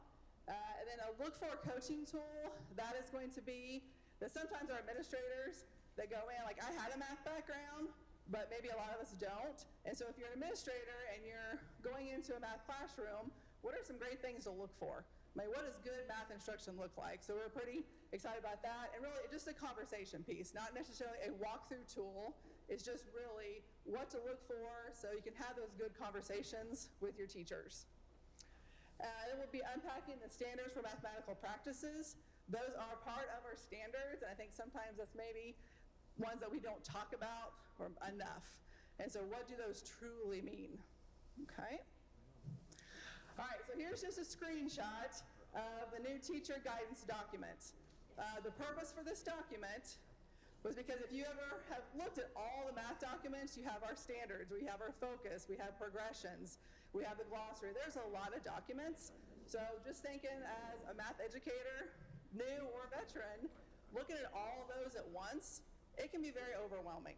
So one of my goals with this is let's see if we can try to put all those into one live document that you can use from year to year. So our goal here is when this is finished, it will be sent out to the districts. You can make a copy of it and then you can make it your own. So if you want to add columns, if you want to change some things, you certainly can do that. Okay? So just those few different parts. Down below you can see all the tabs. So it goes from early childhood all the way up through Algebra 2. If you've ever been on the Achieve the Core, I don't know how many people are familiar with that. If you pull up even our horizontal or vertical alignment, you look at that map, it can be very overwhelming. So that was also our goal to try to do horizontal and vertical alignment within this piece as well. So what you have is pretty much your previous grade standards taught in advance in that grade level, then the standards itself, concurrently, the horizontal alignment, vertical alignment, and then we have our mathematical practices. Even the vocab, if you hover over it, it pops up a little window and you can see it there that gives you the definition right there. So hopefully, you shouldn't have to click too many places to figure out where you need to go. One thing that we did discover is the glossary has a lot of vocab that's not on there. I think just going through this document, I think you can list like 15 words that aren't even on either glossary, and so we are going to be able to update those, so that will be great. Up here in the right-hand corner, there's going to be your links to your standards documents, your glossary, your blueprints. I am going to put the resource link there as well. That's one thing I didn't get on there yet. So really, your teachers should be able to open this up and get to about anything, hopefully that they would need to get to. Let's see. So real quick on the vertical and the horizontal alignment. There's live links in here. So let's say if I do 3.08.1, if you look at the horizontal column, it leads to 3.08.2. You click on it, it takes you to that cell. Then that one takes you to 3.03, And again, it takes you to that cell. So it's just, you can click through, and then it ends on 3.08.8. And then that one leads into the vertical part, which is in 4th grade. And that goes right to that 4th grade tab. So you don't have to scroll, and literally your teachers can see how does that path go all the way up, even through high school. So that's a good one that goes from 4th grade to 7th grade, and then actually on to your high school. So this could be a great conversation piece for your collaboration teams, because if you have something that starts in 3rd grade and then 4th grade, but then you don't talk about it until, you don't see it again until possibly 7th grade, that might be something your teachers need to be aware of and make sure that, hey, we may have to reteach or make sure we review a little bit before we go on, okay? So again, that's the vertical and the horizontal piece. And again, you can either go, if you're looking at your standards, future standards, or the previous ones. I taught middle school and high school, and sometimes I maybe saw a skill. Even though I was in a small school, we didn't get to collaborate a whole lot. So this would help to go back and see, oh, well, that's where that skill started. So again, starts the conversation, not the blame game, but the conversation of, hey, I don't think these kids are getting it. What can we do? Okay? So any questions on this? Yes. So beginning of this week, I sent this out to 70 teachers that volunteered to give me feedback. I'm hoping to have that back this Wednesday or the following Monday at the latest. We're going to do all the edits we can, get it branded, and get it sent out. So I'm hoping 2 to 3 weeks tops. So, okay, great question. Was there another hand up here? Same question? Okay. All right. Right. So on that note, my KSDE math team, my TLCs, and my field educators, they have spent hours on this, hours upon hours. And so they have been rock stars, and I appreciate all that they've done to help me out with this. I really think it's going to be a very effective document. I'm hoping for math educators. Okay. A little bit about IXL update. They do have, again, it is funded free for math for this year again. They do have a new level up benchmark assessment. Now, we did have the diagnostic one, so if you still want to use the diagnostic one, you can. You just need to make sure that you contact your rep to tell them that, okay? I looked into it a little bit, a lot of things within that level up, so it might be a good idea to kind of maybe go into the blog there at the very end. Tells you, there's articles there, you can read about it. But our first monthly math update, we're going to have one TLC and one field educators become my IXL gurus, and so they'll be talking about that, and they've been already using it. Yes? Is there a possibility of defunding another year? We don't know. We just know 1 year for right now. So hoping, but we just have to kind of wait and see. But we don't know. Because we need the budget for it, we really like this school, want to keep it. Right. We know that in the spring. Yeah. Okay. Good question. They do also have a spot now where you can do some common assessments. The usability, I think they have it where admin can actually make those common assessments. So with that, if you might want to make a teacher lead to have that admin access to be able to do that. Okay. All right, if you see on the tables, there were updates from the CSAS team. On there is my newsletter. In that newsletter, there is also about the Quantile Hub. Every educator gets a free premium membership to it, so it's something that you can look into. And also is the Kansas Math Project trainings, and all those dates are in that newsletter as well. So definitely something that has all of our contents on there. So make sure you check those out and see where the training dates are, and then check out the Quantile Hub. Okay, any other questions? Thank you for paying for IXL. Great, thank you. All right, I think we have science up next. Okay.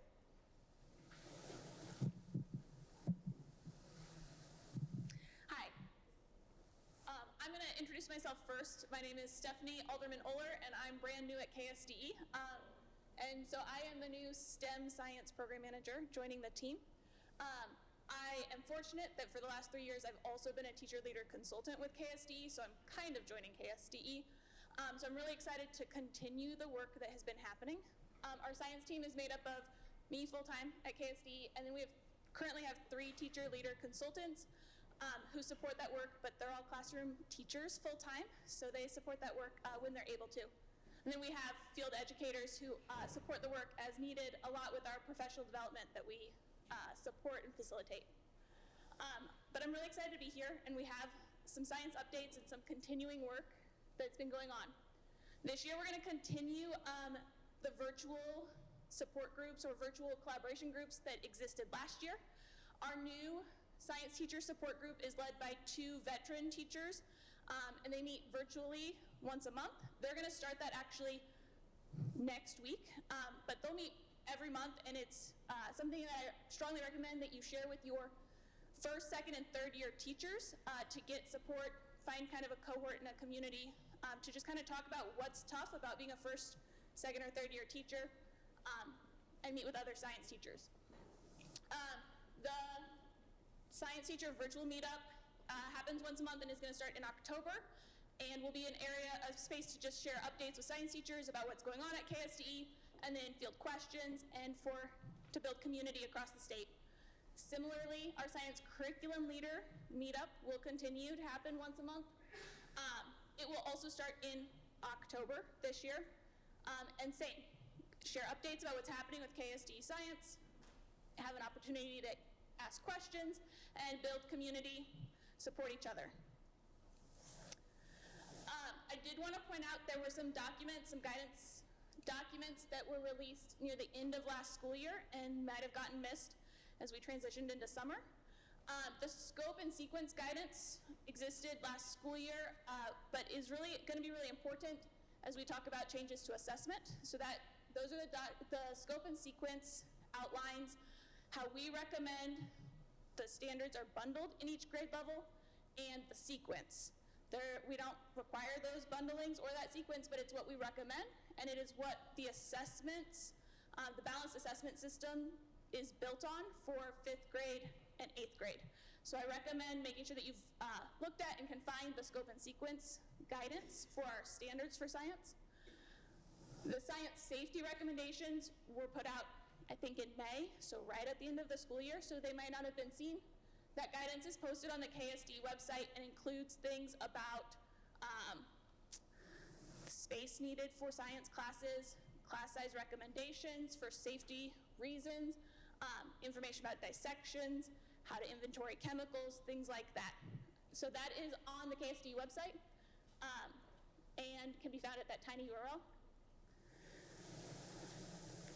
Julie and Beth are going to talk a lot about assessments, so I'm not going to talk a lot about assessments, but I'm really excited. This summer was the first time as a science teacher I said I'm really excited about the science assessments coming from KSDE.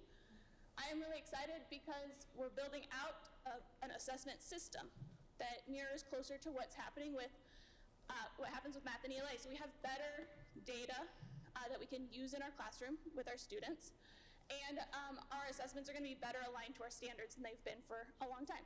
And so we are adding interims in 5th grade and 8th grade, and that is where knowing what the scope and sequence that KSDE is recommending for the standards is really important, because what is being assessed at those interims is based off of that scope and sequence. And then we continue to have summatives for 5th grade and 8th grade and 11th grade. And we are, just like math is rolling out mini tests, we will have mini tests, but the science mini test items are rolling out throughout this school year as they are reviewed and finalized and available. So they will be rolled out throughout the school year as we are able to get them out. Coming soon, we will also have a standards alignment toolkit. Ours is going to include unpacked standards. We, working with science teachers across the state, and as a science teacher, the science standards are dense. They have 3 parts to every single standard. And so we think that it's really difficult work to unpack them. And so we are working to create unpacked standards documents as a part of our standards alignment toolkit. So our rollout is a little bit later than some of the other contents. We anticipate high school to be this fall, hoping for my October newsletter will be the main way that gets shared out, but also by the KSDE conference. There will be a session at the KSDE conference about the high school unpacked standards and the process we used and how we recommend utilizing them. Middle school is currently in development, and we're going to be looking to review those really soon and anticipate those by early 2025. And then elementary is currently in development but further behind. We hope to have that by the end of the school year so that it can be used for planning over the summer, things like that. We are excited to be in the early planning stages of science-focused, standards-aligned professional development for the summer across the state.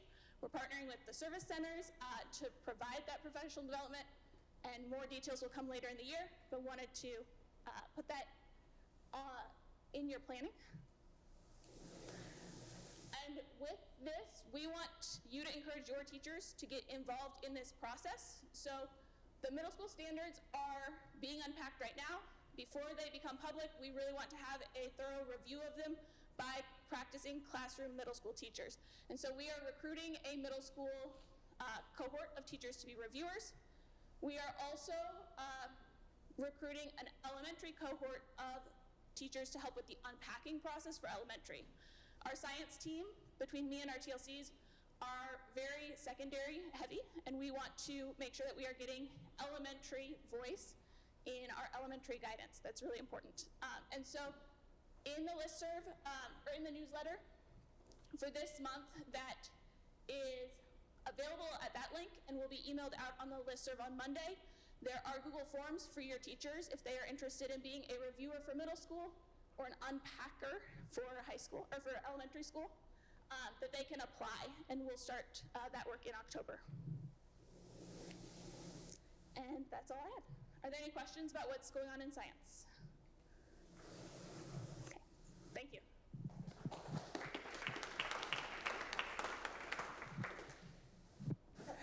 So if you don't know who I am, Nathan McAllister. I am the History, Government, Social Studies Program Manager, so the other half of Humanities. And I'm going to provide a few updates for HGSS, and we're going to get going, hopefully. There we go.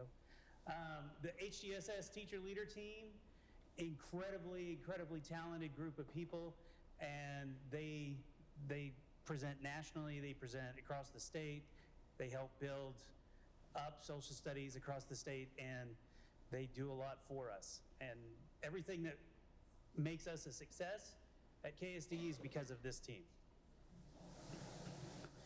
And if you didn't know, for the last 2 years, the Kansas History Teacher of the Year has been part of the HGSS Teacher Leader Team, and this year is no exception. Kim Gilman from Shawnee Mission is the current Kansas History Teacher of the Year and a finalist for the National, just like last year. Rachel Swearingen was in the top 10 in the nation. So just a caliber of who we're dealing with as our Teacher Leader Team. If you didn't know, we do have a CBA toolkit for the state assessment. We were using that last year and building PDs around that CBA toolkit. It is up on the website. You can download that. You can have all kinds of fun with that and do all kinds of PD. If you want additional assistance with the CBA, we're here to help. We'll come to you. We'll do anything you need. We can Zoom. We can do whatever. As of 5:02 p.m. yesterday, on the drive out here, I was informed that the HGSS Standards Alignment Toolkit is done. So it's completed. It's no longer a draft. We'll be using this year in our PLCs for PD. So all year is going to be standards alignment through HGSS PLCs across the state. There are three main elements to this standards alignment toolkit. One is intentionality built around your units of study. So a lot of teachers in the HGSS world, because we have 5 standards, which by the way, we're the envy of the nation for that, or we get made fun of, one of the two. But those 5 standards often lead to an assumption that yes, whatever I'm doing, I'm hitting the standards. And what we want to do is bring intentionality around those units of study and have a focused standard for each one of those units of study, with the others coming in as support. And then building those HGSS literacies around each one of those units of study.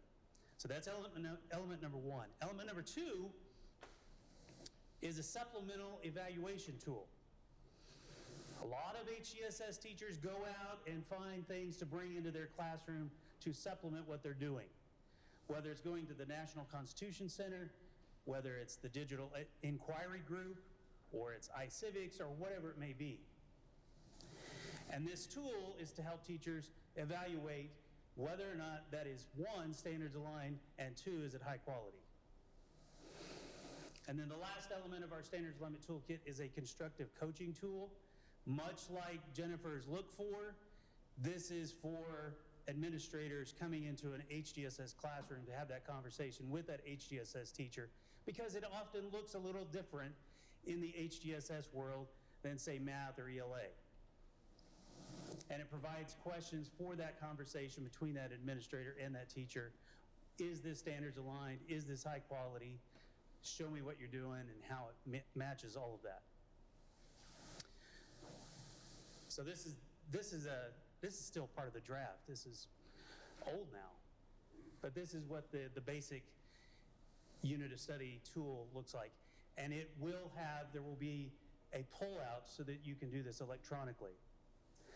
And that will also be the same for the constructive coaching tool. It will have an electronic element so you can fill it out electronically.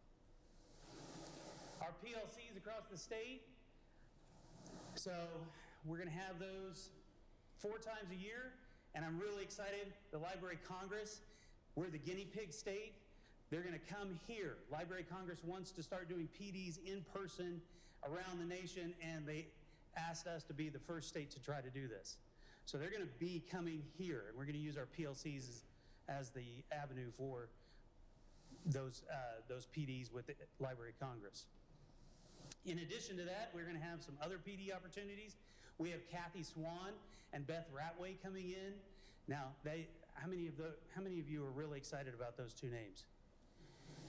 Yeah, I am, because if you know Kathy Swan, she's the developer of Compelling Questions, C3 Framework, Inquiry by Design. That's all her and her team. Beth Ratway is all about how to evaluate good curricular materials for your school. And AIR has developed that tool. So those two are coming to the state. We also have Teaching American History coming in doing free PDs in Salina and taking teachers to Abilene. So we have a lot going on, and we're going to continue with that. The other pieces that we've got, this is very timely. With 9/11, with Constitution Day, with Celebrate Freedom Week, we've updated the resources. Those are on the website right now. You can scan those and get the latest newsletter, and has links to those pieces as well.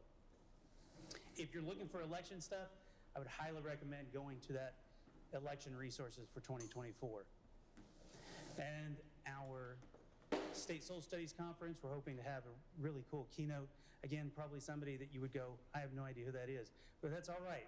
The Soul Studies nerds in your buildings will know. And as Stephanie mentioned, we all have PDs being developed in conjunction with our service centers. That includes math, that includes ELA, that includes structured literacy and dyslexia, and HGSS. So those are all in the process of being developed. Really cool stuff coming out.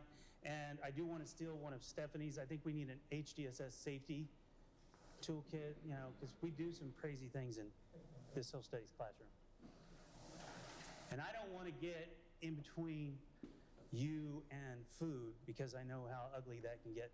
But if you're looking for more opportunities, more PD, there's stuff that's still in the pipeline with HGSS to build up structured literacy, HGSS literacies, and background knowledge for K-12.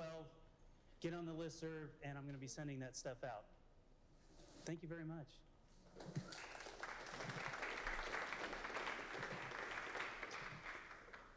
Okay, really can't tell you how excited we are for these opportunities that our program managers have developed. You'll hear more from Beth and Julie this afternoon, but it goes back to our theory of action that we talked about this morning. And if we're going to do a few things really well, what are the supports? resources, professional development that we can provide. And just a tremendous team. They talked about the extension of their team, and that's what they've been doing, and really developing all the things that I think we've been wanting for a long time and very focused on that. So I'm going to make just an adjustment so we can eat lunch on time. It looks like there's food over there. So we'll have a couple of updates after lunch, and the next one will be on assessments. A few more updates for you. We're going to kick things off with Julie Ewing. She's going to provide some assessment updates. Natalie Clark is going to provide some CTE updates. We'll talk annual conference ASQ, and then Jay is going to tell us a little bit about KISA and some of the changes that are happening there. We'll walk you through some activities with that. So I'm going to turn things over to Julie. Thank you very much, Ben. Just to give a little announcement, we have monthly test coordinator webinars, and our next webinar is in September. It's the 17th, and those are recorded and posted on the CAP webpage. So if you can't make it during that 1 o'clock time, feel free to watch the recorded webinar. And those are all located on the ksassessments.org page, and the slides are there. Great resource. Can we see a show of hands of people that are in here that are test coordinators as well, district test coordinators? You are my people. The testing calendar is up and posted. It's on the CAP webpage if you haven't seen it. It also went out on the test coordinators listserv, so you should have seen that. But if you are a new district test coordinator, please email our new assessment coordinator, Chelsea Pelfrey, and she will get you signed up. That's the only role in KITE that you cannot add. So that has to be done at the state level. So if you're new, or if you know somebody that is new, please let them know.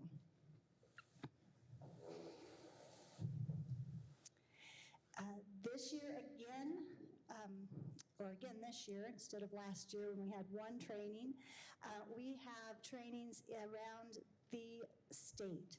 So at the service centers, we already have our dates set. Our first one is a couple of weeks. We'll be at Lawrence.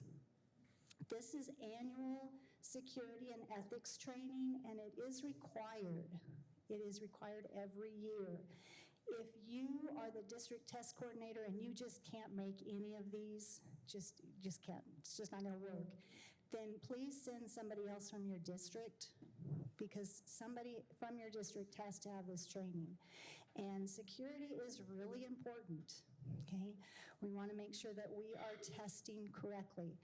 And as we start talking more about state assessments and they get more and more important in reporting and accountability and things, that means people are going to start checking and saying, oh, you're doing really pretty good this year. You didn't do well last year. And then that just people start questioning you, and we don't want that. We want secure, ethical testing going on all the time. So mark your calendar. If you haven't registered, please do so. Yes? No, not this year. We have enhanced assessments starting in 2025, and we are so excited about them. We've been using our test since 2015, so we're excited to have a new enhanced test. We have enhanced, revised items for math, ELA, and science. And we have been really working hard. Our program managers talked about it this morning, about our interims and our mini test. So the change from interims is going to be 2 interims this year instead of 3. And we have a lot of mini tests. Now, you probably have looked in KITE and been so excited to see all of those new items, and they're like, well, they're not there. Well, they're not there yet. This year's going to be our transition year. So KU has left all of the items that were in the KITE portal from the current years, all of those items are still going to be there for you this year. And then the new items are going to be released a couple of weeks. They're going to start. Now, it's not going to be like one day you look and there's 200 new items in there. It's going to be kind of a trickle in this year. So keep your eyes open because there's some really cool items coming out. There are teachers that have used these mini tests for a couple of years, and KU didn't want to just wipe everything out with all of those items and have them kind of, that would have been a shock this year if they would have looked and they didn't have any items in there. So transition year, but we have items as well for science, like Sefti was talking about.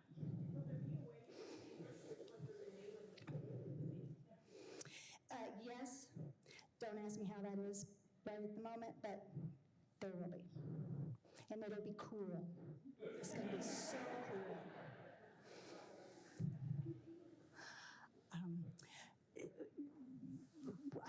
For test coordinators, there's a personal needs profile in the KITE student portal for your students.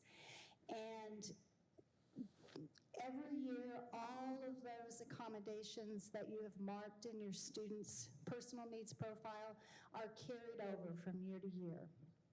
Everything except the text-to-speech that requires approval. This year, I'm going to make a little change. This year, all of those accommodations are carried over in the student's P&P except text-to-speech. Every text-to-speech that you have put in a student's personal needs profile will be gone.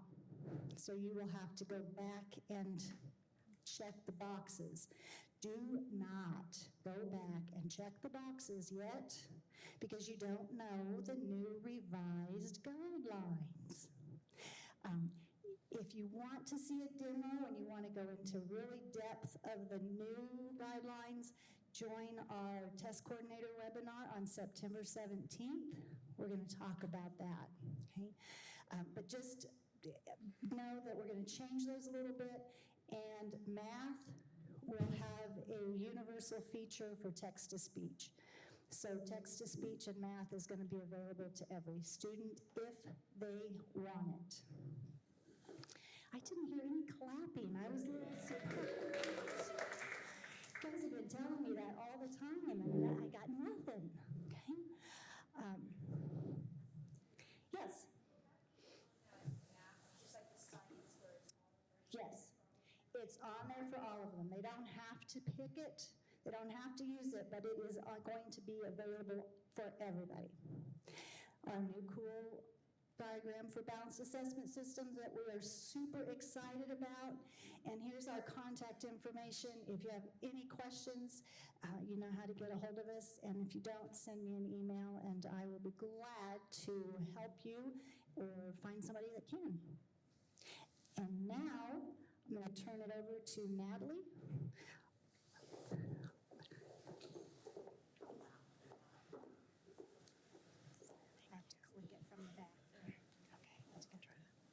Hi, I'm Natalie Clark. I know many of you. I am the Assistant Director for Career and Technical Education and Individual Plan of Study. And I can't help being in this location in Hayes. I always look forward to.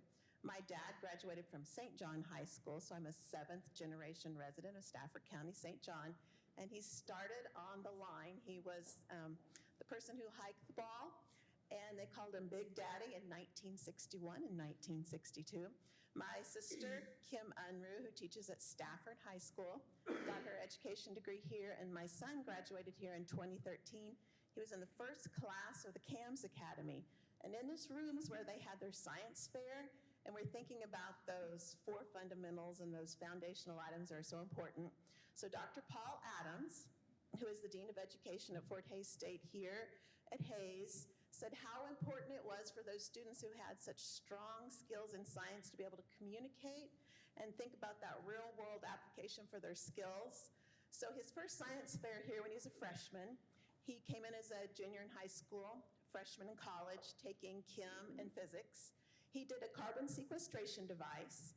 He had some chemical that Fuller Brush and Great Bend donated to him to think, how can we take harmful carbon out of the air and turn it into a helpful product, which happened to be baking soda.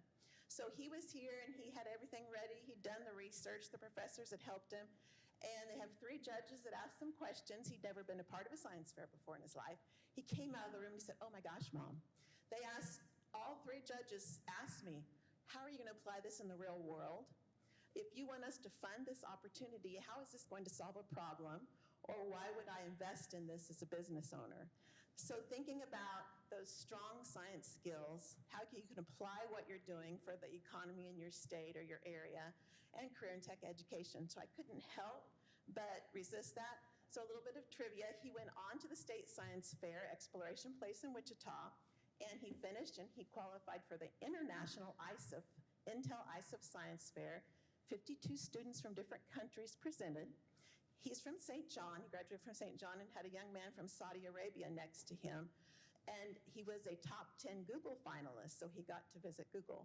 So expectations were high for him in a small school, so no matter where they are. So I think a lot of what we're talking about, sitting in this room, thinking about what's really important, and no matter where you're from, having that support from secondary, post-secondary, and business, it's really important.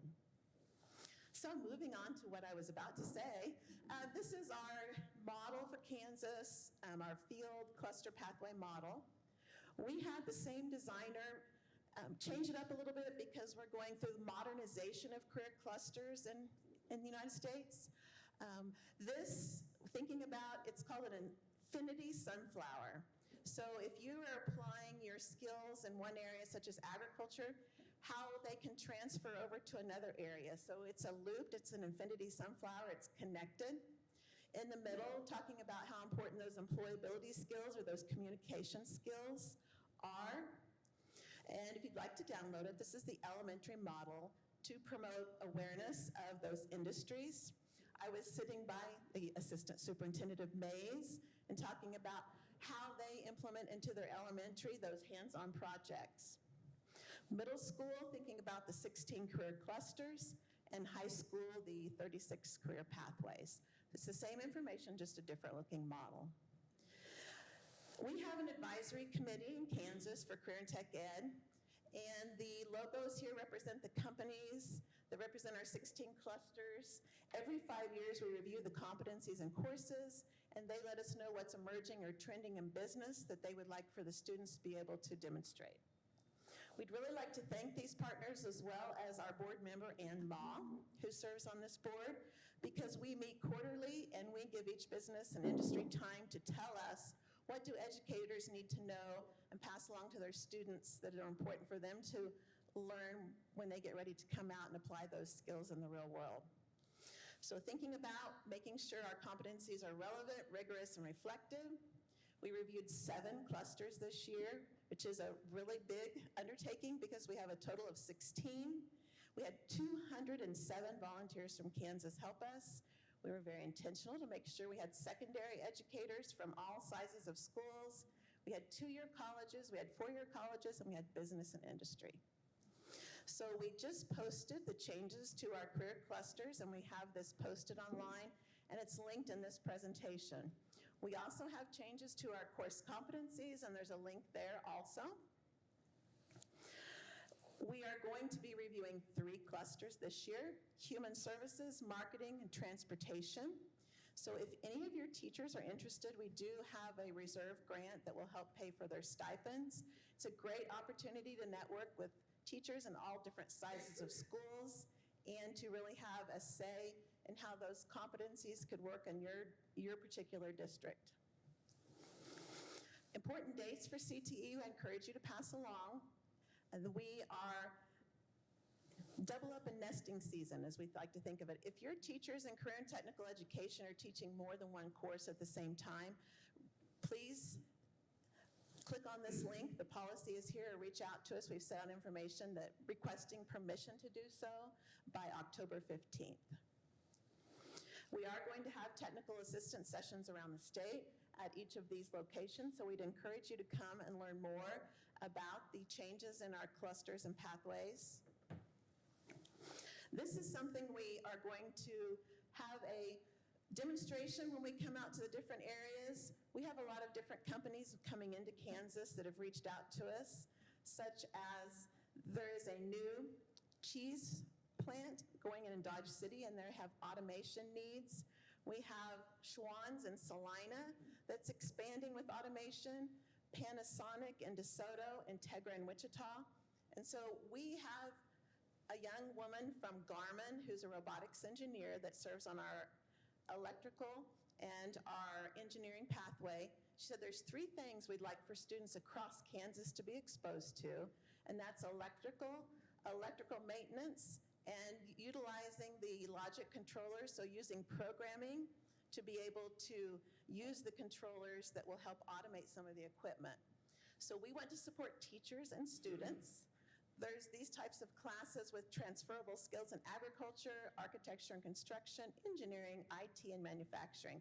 So we're actually going to bring some of the trainers out that companies use to expose teachers, and then have some grants available to purchase this equipment. We're going to have monthly webinars, so we encourage you to join us. These are the dates, and there's one Zoom link throughout the school year. Individual plans of study. Students' Right to Know was passed in 2021.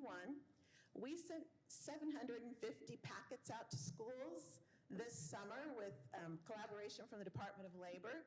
So hopefully you received some labor market information, some posters about occupations and salaries in Kansas. There's tools the department, the Board of Regents puts together to help students learn about degrees and the wages coming out. We have a web page set up that Deputy Commissioner Prochner encouraged us to do. So if you didn't get those packets, we have a QR code and information that will take you to this information that we hope you share with families and students by October 15th each year. We have a really good partner in the Department of Labor. They have categorized their labor market information by cluster and pathway. Every year they update that information to let families and students know about occupations in Kansas. So if you haven't visited this, please do. Higher Paths. We hope that you have heard of Higher Paths. They're really trying to help families and students and educators know about occupations, the different ways to get there. They just released a parent perception survey regarding post-high school career options. Something we were really happy to see was that parents reported they'd be very happy, there was very happy and happy, if their child pursued such career training, such as career and tech ed, high school courses, that increased to 62.5%. And so if you haven't checked out Higher Paths, they have had teacher ambassadors creating lessons for elementary, middle, and high school regarding career development. That was a quick run through, but hopefully we can provide some information. If you have any questions, please reach out to me and our team. Thank you.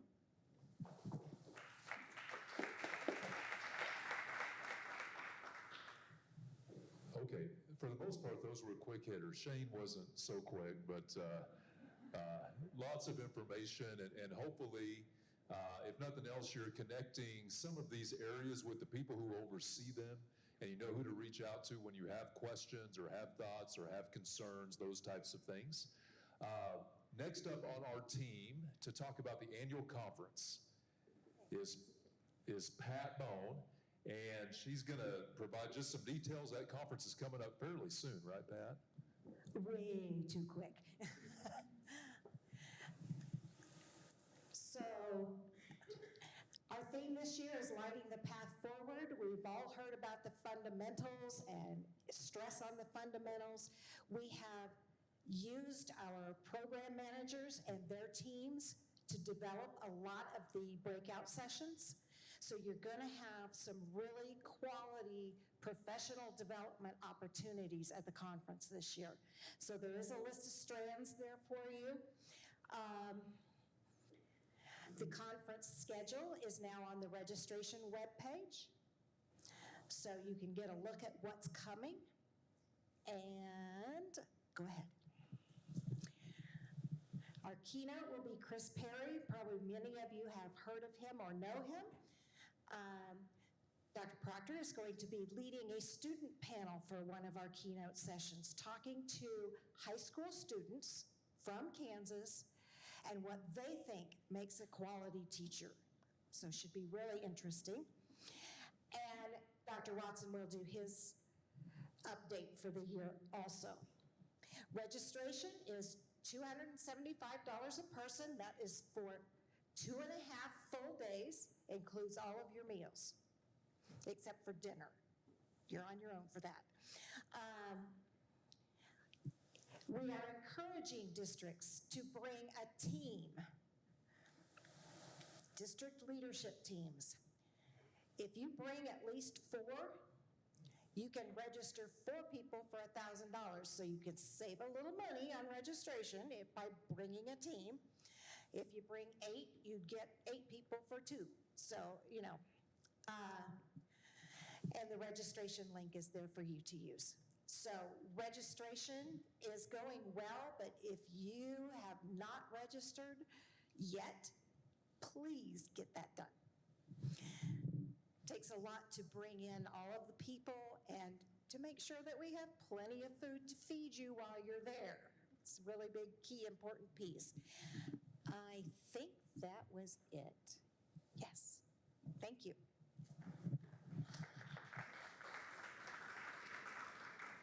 As we transition to kind of our major topic this afternoon, Amanda Peterson with Early Childhood couldn't be here, but reminder about the Kindergarten Readiness Snapshot ASQ requirements. There's a slide that you can see in the slide deck on that. If you have questions on that, just let me know. What else, Pat? I know that Melissa went over the leadership cadre, the efforts that we're trying to make to build letters facilitators internally within systems. And I know a number of you I've just visited with have that or have had that, but just building capacity within our school systems themselves to sustain. There'll be more information coming out on that. I know a number of you have attended Zooms with us to talk about that, but if you have questions there, let me know. We will be providing an update to the state board on that this week, so Wednesday morning is that agenda item, and you can always pull that up on YouTube, either in real time or watch that later, but providing details there, and we'll continue providing information on that as well. Have you heard there's a new accreditation model in Kansas? Has this made its way to Hays? We've been working on that for quite some time, and Dr. Jay Scott oversees accreditation in Kansas with his team, and most of that team, many are here today, and I know he'll want to introduce them. Mentioned earlier, a lot of our work starts with our State Board of Education, and they direct things for us. We provide, hopefully, most of the time, good information, good ideas to them, and they really direct our work at the State Department and how we're working towards achieving our vision in Kansas. And if there was a prize for the state board member who attends the most whatevers, whether it's training, these types of things, Miss Kathy Hopkins in the back of the room wins that award. She's here today and has been so involved in our school improvement efforts and just been a great partner in that. We appreciate her very, very much. And I know that will continue. So just want to recognize Mrs. Hopkins and just the way she's staying so in tune with the work that we're doing as a state. So Jay's going to provide a little bit of background information on what this whole KISA 2.0 thing is. And we're going to walk through kind of this idea of a school improvement day and what you can expect there, and give you kind of a challenge associated with that as well. We're going to do all that in the next 50 minutes. And we'll be done by about 2 o'clock, but have some things we want to share with you. Stop us at any point, ask questions, let us know what thoughts, concerns, ideas you have. We're all ears on those things. So with that, Jay, I'm going to turn it over to you. I noticed when Ben said 2 o'clock, we got a lot of smirks out there in the room. We will definitely be done by then. Good afternoon, Jay Scott, KSDE. Was there a football game last night? Yeah. There it is. How did I miss that? Who played? I'm just kidding. I got a little offended this morning when Shane was asking about your allegiance to different NFL teams, and he just talked about Denver, and he just talked about Kansas City. Any Pittsburgh Steelers fans in the room? Yes. Yes. There's two of us. Wait. There's two of us. Strength in numbers, people. Strength in numbers. Yeah. So I am a longtime Pittsburgh Steelers fan because I grew up in Southwest Kansas, not because I was closer to Denver, but Kansas City was in Missouri. And by the way, it still is. It's still in Missouri. I've always held on to that Pittsburgh Steelers. So that has nothing to do with what we're going to talk about today. Thank you so much. I do want to introduce my team. Amber Miller, if Amber could stand in the back. There's Amber. She's our West Regional Executive for KISA, Mindy Bruce. Let's start over. Amber Miller, round of applause. There we go. Come on, I know it's late. All right. Mindy Bruce, she's our Central Regional Executive. And we have Gene Rush, our East Regional Executive. Anytime I'm in person with them is rare. So we actually met this morning while you all were doing your 9 o'clock networking. We met this morning, and we had a lot of good conversations about the check-ins and how they're going. How many of you have been through a check-in to this point? Just a few. So that KISA check-in is a new part of the new model. We really have valued our time with your district leadership teams to check in. We really hope that you feel like you've got a connection. You've got somebody you can go to for questions in all things KISA. And I'm so appreciative of my team. Myron Melton couldn't be with us today. He's our assistant director. He works with our suburban systems and our private systems, and I work with our urban systems and our special purpose schools. So we have that's kind of how we're organized in terms of our KISA 2.0 support. So just some main messages, and I know this is redundant for some of you. We've been doing a lot of these types of sessions. We're currently doing some KISA 2.0 informational sessions.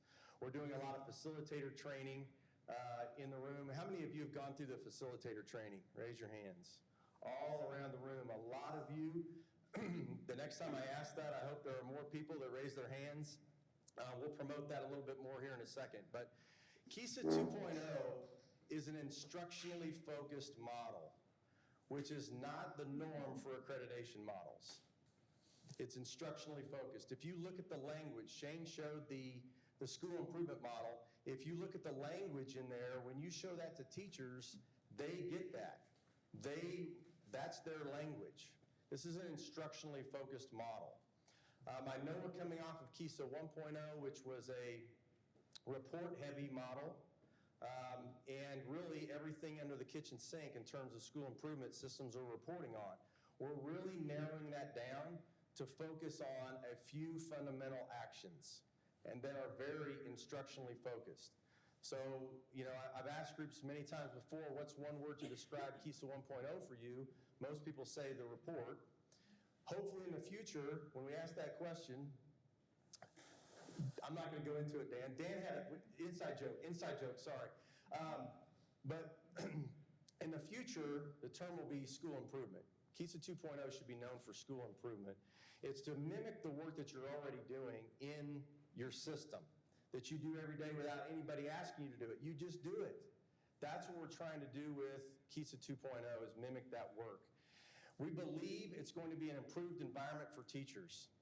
The team this morning was talking, Mindy was talking about some of the systems that she's checked in with and just the behaviors kids are presenting in the classroom that are really different than before and much more a higher magnitude. So it's hard to focus on instruction. We believe, and this is a marathon, not a sprint, but we believe if you are focused on fundamental actions, that's going to lead to an improved environment for teachers. Think about this. If you have a teacher who, like Lori Curtis, knows how to teach reading, and they know it. They don't have to say anything, you can just see it. They know how to teach reading. Is that a highly confident teacher in the classroom? Does that lead to probably less maybe issues in the classroom because they're so clear on what they're doing? They have the skills to do that. If you have teachers that are very strong and clear in their standards, and they can make those standards clear for their students, is that not an improved environment for those teachers? So we're talking about getting good at fundamentals and saying that by doing that, we're going to see an improvement not only in the environment in the classroom, but improved student outcomes. Virtually any student outcome that you value should be impacted in a positive way by mastering the fundamentals. This will be a flawed model. And some of you you're really good at finding the flaws, okay? We want that. We want that. There's no such thing as a perfect system. So this is a flawed model. The key with it is we're not going to wait 5 years to evaluate it. We're going to evaluate it every year, which means you're going to have to provide us some information every year, right, to tell us how it's doing. We don't know if school improvement days are going to work, but we're going to do our best to make sure they work, but we need your input to see what's the impact of that. It's just like, Jamie, you do in your system, right? You evaluate the impact of your school improvement model. We need to do that with our KISA model at the state level. We need your help to do that. We're going to be looking at that all along the way to make sure. Now, some might say, well, gosh, building it while you're flying it, right? You get that, but isn't that what we're doing?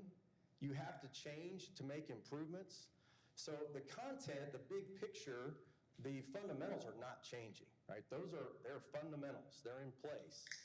The way that we go about teaching that model and the school improvement model itself needs to be able to change. It's also we believe it's highly sustainable, because when's the last time you heard of a fundamental changing? Right? Fundamentals are timeless. And we believe that by focusing on those 4 fundamentals, that we can really build a sustainable model and see sustainable improvement. So this is our theory of action. And I think that's a good term for this also, because we are building an action-oriented model. I wouldn't call it an outcomes-oriented model. I would call it an action-oriented model that we're building. We're really looking at the actions your system is taking to improve. But the theory is fairly simple. And we spent a lot of time on coherence, right? Making sure that things mutually reinforce each other. So if you think about your budget and then your professional learning program, are those mutually reinforceable, right? Are they coherent? With this model, we want to be coherent around a few high leverage actions. And by doing that, again, virtually any student, all of you have different system goals. You might have some that are very similar, but whatever your goals are, by mastering these fundamentals as a system, you should see an improvement in those outcomes. That's really the premise behind this model. So this is the collaborative process that we have built for this year. It starts with a strong district leadership team that's focused on school improvement. We do have some systems that they have commented to us that their DLT is not necessarily focused on improvement, is maybe focused on facilities or teacher retention and recruitment, right? So it's about a DLT that's focused on improvement, connected to that BLT model. About 30 days, at least 30 days ahead of your school improvement day, you'll have your check-in. So, and that check-in, the purpose of sitting down with our team at your place is simply to help you to know what to expect at the school improvement day. Okay, so there's really nothing more than that. We'll talk through KISA 2.0 at a pretty high level, but it's really more about what to expect at that school improvement day. 3 is the school improvement day. And we're actually going to walk through a little bit of that day today and have you kind of simulate part of that day. We're very excited about that. So we're putting a lot of time and effort into this school improvement day. How many school improvement days do you have each year? You have 1. So we're putting together, that's about 80 different school improvement days across the state, taking place starting in late September and ending in late April. So we know that that's one day for you that's got to be, we've got to hit on that day. It's got to be a strong day. And so we're doing a lot of facilitator training. We've had great trainings. We've got great people that are willing to do this work of facilitation. Very excited about that model. After the school improvement day, then that DLT would go back and engage your broader school community around this action plan. The whole outcome for this year for every system in KISA is that your system submits an action plan that is clear, it's aligned to the school improvement model, and it's driven by data. And we've got rubrics that we're going to pass out. You already have those, right? So that's really the rubric that will be used for each of the action plans. That's the whole outcome for this year for each system. After the school improvement day, we're looking at a 60-day window for districts to submit their action plan. So you'll have a couple months after your school improvement day to submit it. It will be reviewed by a team at KSDE using the rubrics that you have in front of your, there at your table. And then within 2 weeks, you will have feedback. And I know that's not necessarily, that's what you would expect, but in KISA 1.0, you really didn't get feedback. So with this model, what we've got set up is a way to provide feedback for every system on their action plan and get that back within 2 weeks. And then depending on that, there may be some need for some adjustments in that action plan. But just so you know, there's no right or wrong action plan. Our team, they're not looking for, is this the right action plan for Royal Valley or not? They're looking for, is it clear? Is it aligned to the school improvement model? And is it driven by data? That's all they're looking for. You'll get that feedback within 2 weeks, and then it's time to begin implementation. And I say begin implementation, are you already working an action plan?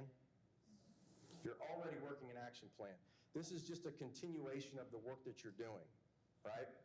You might maybe change a little bit of a direction that you're headed now through this process, but largely you're going to continue down that path. It's just you're formalizing, this is our action plan, right? And we're going to continue to move forward with that. Okay. Just real quick, just for 2 minutes at your table, just talk. Anything that stood out to you or any questions you bring into the discussion, just talk about that for 2 minutes at your tables. Anything KISA 2.0.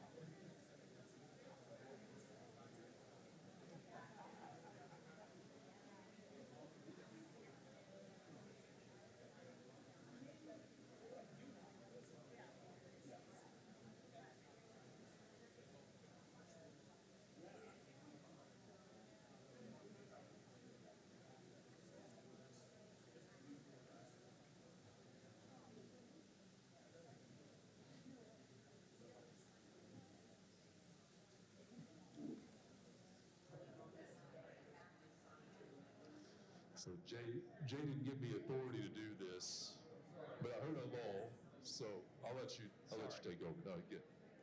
That was a really nice way of Ben saying, hey, Jake, let's get back together. So, key takeaways or questions? Just a couple. Yes, hold on. I want everybody to hear you. I really enjoy the idea of schools coming together to collaborate with one another, which is, I think, crucial to education. Problem for a district Osborne's size is we can't take our whole team because we don't have the number of subs or the people that would be left behind. We can't do that. And we can't do the training days unless we send a few at a time. I was curious if in the future we could possibly look at our district calendars and pick like a professional learning day that we have to schedule it on. So that way we wouldn't have to, do something. That way we could have everybody there. And that's just thinking out loud. It's a good question. What we've said is, since we know that this is one day and it's every system in the state, right? We've said that no more than 10 can attend the school improvement day. Now, for smaller systems, that's not necessarily an issue. For KCK, for Topeka, that's a big issue. They're going to actually have to tell people, no, you're not going to go to school improvement day even though you're part of this group that makes these kinds of decisions. We know that's going to be an issue, but I was just talking with Salina about how they've already started to align their structure for this model. So we really are kind of locked into those days. And so, but the good news is, if you have a late October school improvement day this year, the next year you also have a late October school improvement day, and the next year. So we're trying to build it in on the front end to where you can plan. But really good question. Others? I'm not rolling the dice any longer, Ben. Let's go ahead and move on over. So there's no more questions about this brand new accreditation model. That's good. We've done our part. On that question, I think that logistical question is such a good one, and we've talked about kind of the nature of trade-off this year, knowing that we'll have school improvement days starting later this month for some, and others won't have their school improvement day until how late? April? And so there's just there's I call it kind of a clunkiness this year. But to be able to invest in the collaboration process that we think is so critical, that's kind of the trade-off element. But we'll keep talking about that and keep sharing ideas. Something that comes to mind, when I think about the challenge of like substitutes, that's such a real thing. And I think about just what are the limitations to just really creative thinking too?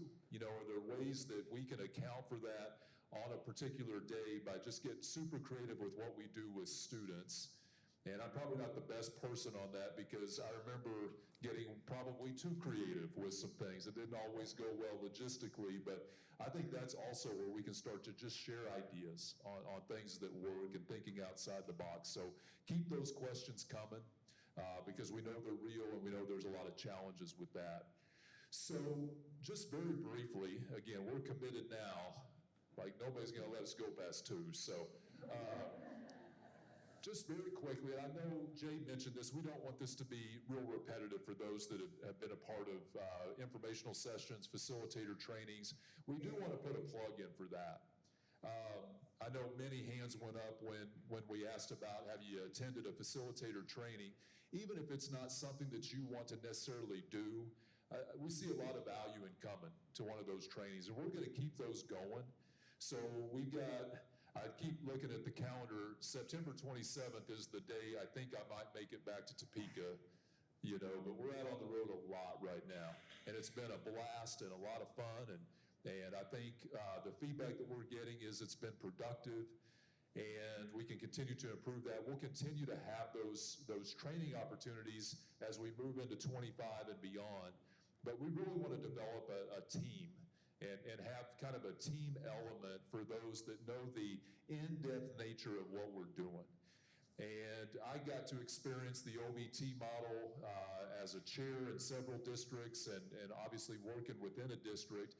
And I loved it. I loved the initial training. I loved going out to those school districts and learning, and always took ideas back and got to work with some really good people and get to know them.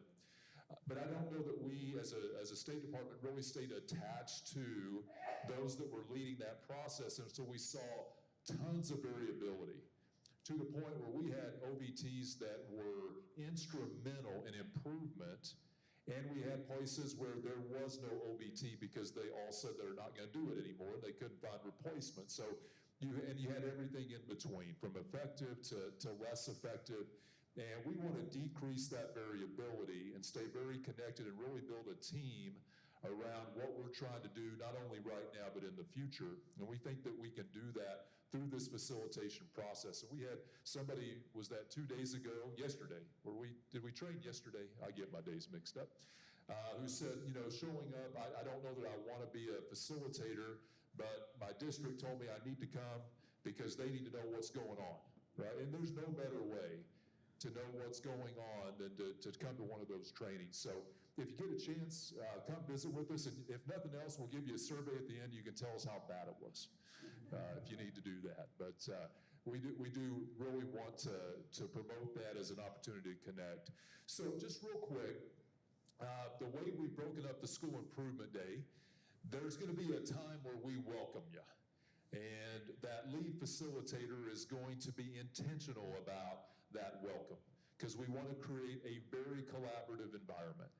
And not everybody maybe brings that mindset, kind of back to that semi-positive attitude that Adeline told us about, but really bringing that welcoming environment where we want to talk about not only good things that we're doing and share those ideas, but also things that we want to get better at.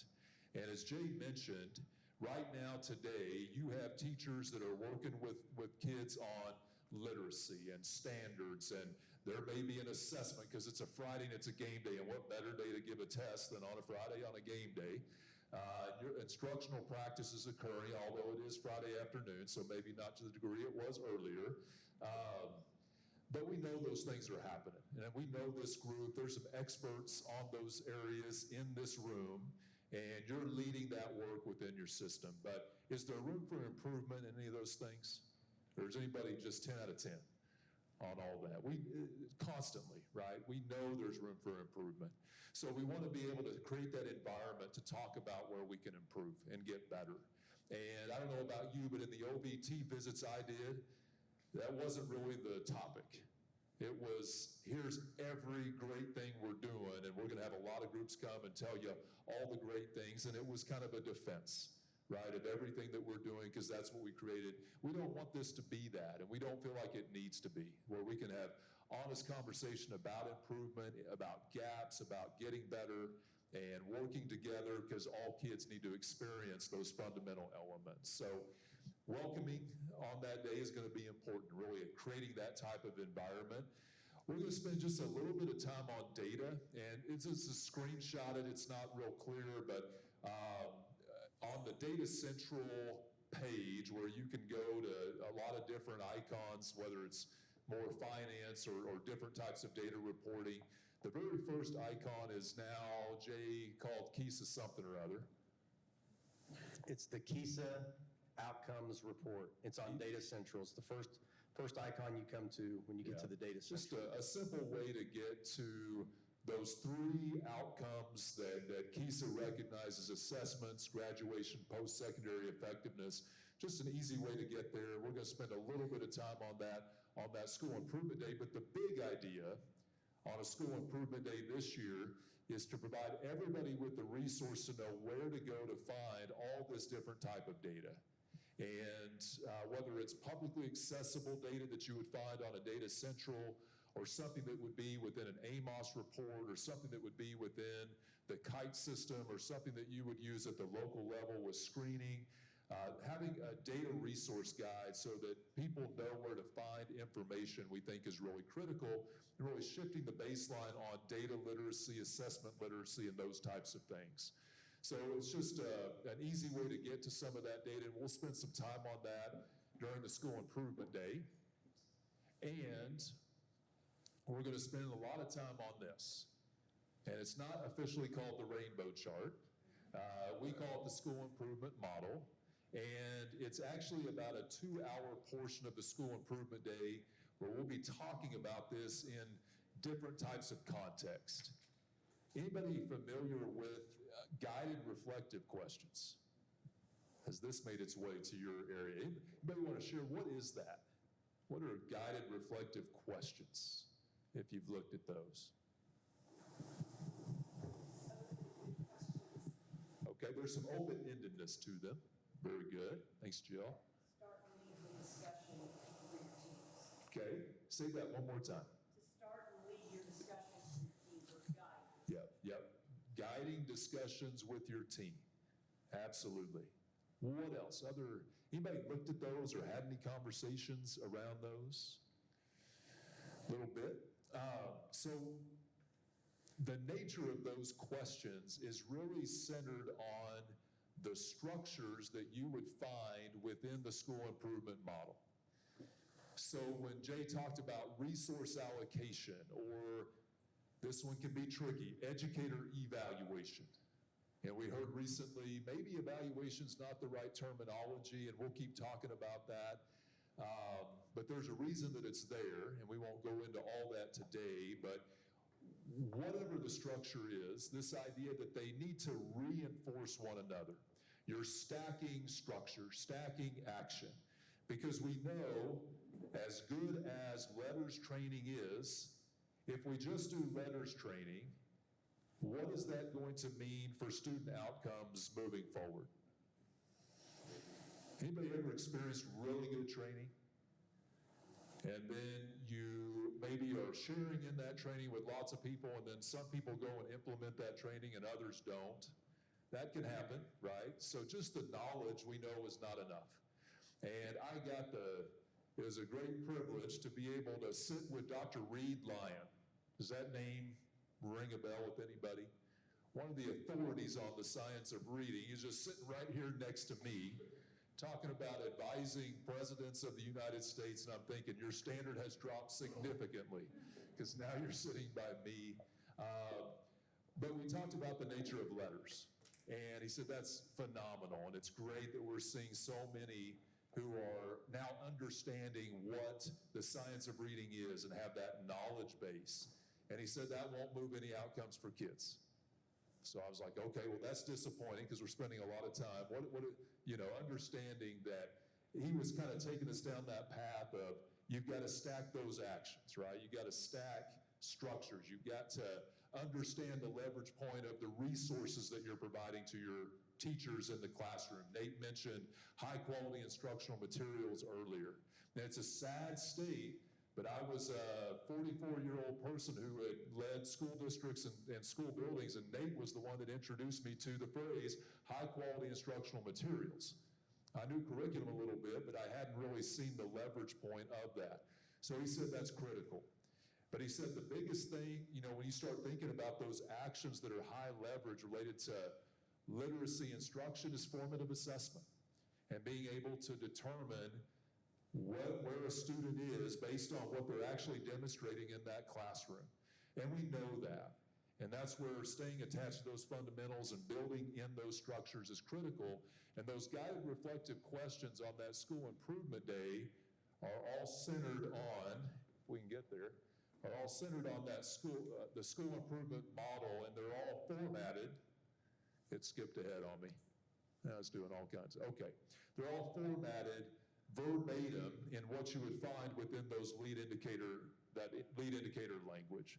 So resource allocation, what we want the team to look at is not generally how are you allocating resources and do you like it or not, but does your resource allocation emphasize high-quality instructional materials that are aligned to standards and aligned to structured literacy? Does professional development that you're invested in align to those things? And we want teams to be able to analyze the degree to which those things exist within the school system. Does educator evaluation, does that support classroom practice aligned to standards? And have you ever asked folks in your system whether your evaluation system helps them become a better teacher?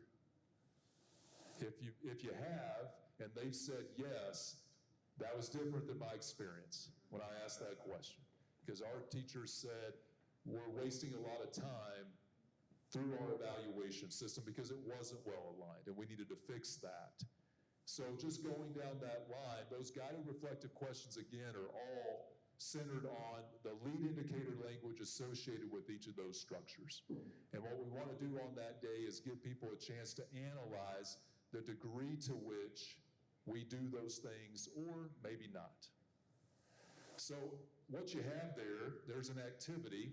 I don't have the stacks, but is there Pat's got what's often referred to as a radar graph or a spider diagram. And as part of the guided reflective question process, on this diagram, you're going to see each of those structures identified. And as teams are asking and answering these questions, what we're going to do is just analyze current state as to the degree to which we do those things identified in those lead indicators. And this one is mathematically incorrect, we learned this week, because there's 11 different places to mark a line instead of 10. But basically what we're going to ask people to do is just identify 1 through 10, where do you think you are currently related to that lead indicator and that structure? So you're gonna talk about resource allocation, and the question's going to be, in what ways does your resource allocation support implementation of the 4 fundamentals? Specifically, in what ways does resource allocation emphasize high-quality instructional materials that are aligned to state standards and structured literacy? And people on your team are going to say, I think we are a 10 because we do that exceptionally well. And they're going to mark at the far end of resource allocation, just put a dot on the 10th item or the 10th mark on that spider diagram. Anybody a 10 on that? Most would say probably not a 10. So if you say we haven't done that at all, we have no framework to identify high-quality instructional materials, or maybe we're partially there, we've done some of that work in certain content areas, but just that self-perception of where you think you currently are within each of those structures, as identified in that lead indicator language associated with the structure. And your facilitator, you don't have to walk away knowing all the details of that activity, but that's what you learn during facilitator training, is how to execute that conversation, facilitate that conversation for the people on that school improvement day at the district leadership team table. So our IT team, who's awesome, they actually built this tool into the KISA application. So you'll be able to do this as a team, individually within your team, but you'll be able to capture that year one self-perception of how you're doing in each of these lead indicators through the KISA application. And we'll do that again in year 2 to see how is that starting to, that shape, that once you start connecting those dots, how is your perception starting to change and starting to grow? Just as we do this school improvement portion of the day. Just a way, does anybody know the name Kelly Spurgeon? So this is the Kelly Spurgeon legacy activity that he shared with us and wanted us to do, and we thought it was a good idea. Jennifer, a question? No, I know. You know Kelly? Okay, that's good. Some people won't admit that they know Kelly. No, he's an awesome guy. So what we're going to do to close out the day is kind of give you, if you're interested, a challenge, maybe some homework. It's not an assignment because you don't have to do it. But one of the things that we're working towards is the development of kind of exemplar action plan items as we think about this school improvement model.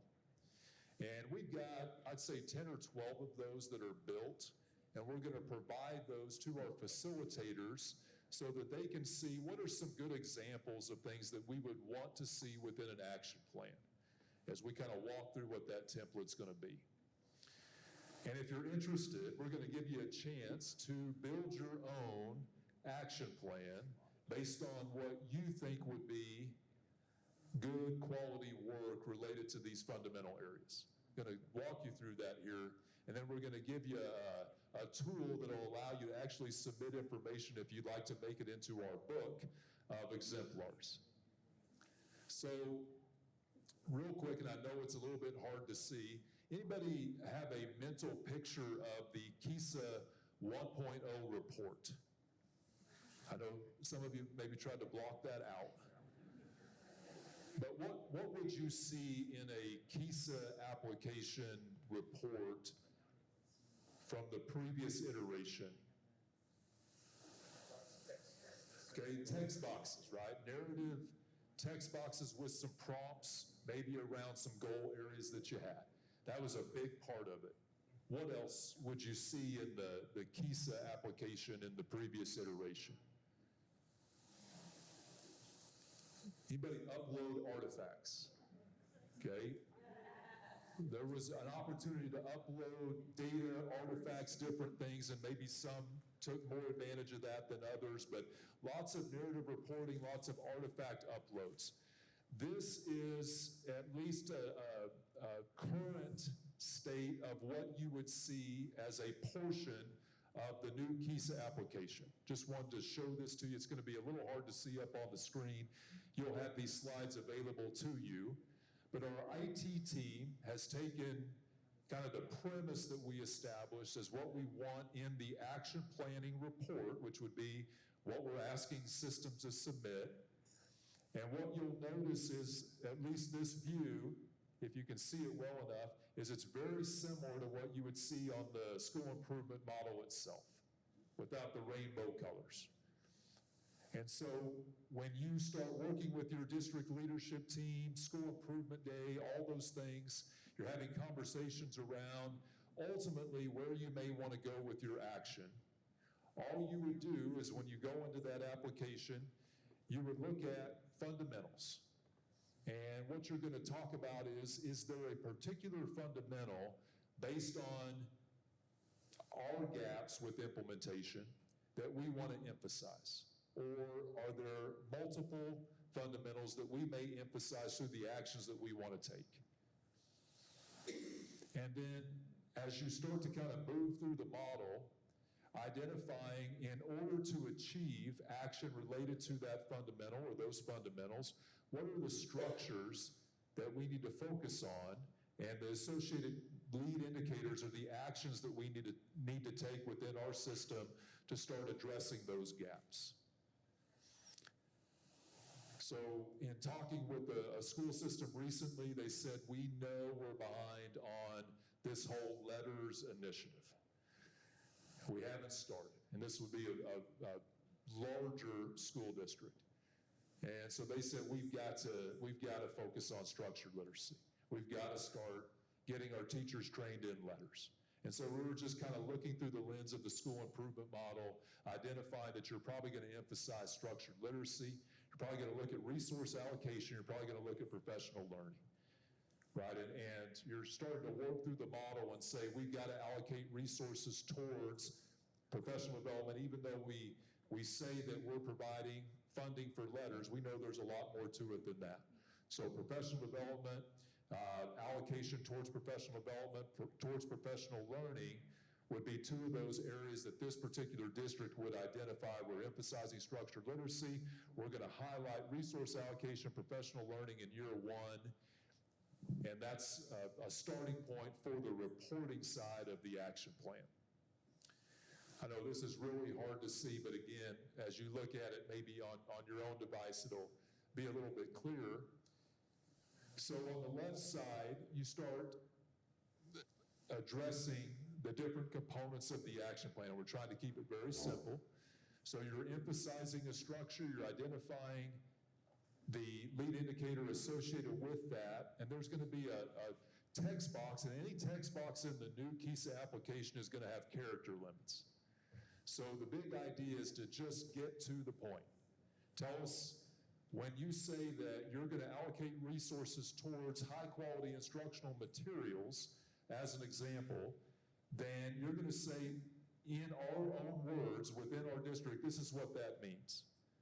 So as you go from data review and you're looking at your student performance data and you say, over time, we're seeing an increase of students in level 1 and ELA. We're not seeing the movement into levels 3 and 4 that we want. We know that we don't have aligned curriculum. And so we're going to allocate resources towards high-quality instructional materials, and we're going to ensure that we have a framework where we can adopt those materials that are aligned to standards. You're saying that, right? And we're going to focus on maybe initially on certain grade levels, certain content areas, and that context box is just you saying, this is what that looks like within our system. You just getting to the point. What does that mean for you? So we've got the boilerplate language on that lead indicator. That context is you saying, this is what that looks like for us in our district. And then moving across that school improvement model, the next item is, how do you know you're doing that thing? What's the measure of progress that you're going to use that shows that you are doing what you said you need to do? So if it's around materials, if it's around training, if it's around onboarding, a formative assessment around standards, like a mini test and that type of thing. So you're explaining that in your own words, and how do you know you're doing that thing, that you're accomplishing what you said you were going to do? Kind of back to Jay's point, you're doing the work. What this does is lock it in so that you know internally, we're going to hold ourselves accountable to do this thing. So you're identifying measures of progress, and within the KSDE application, you're going to have options on measures of progress. We're going to have items that are built in, that are pretty standard for you to select if you choose to.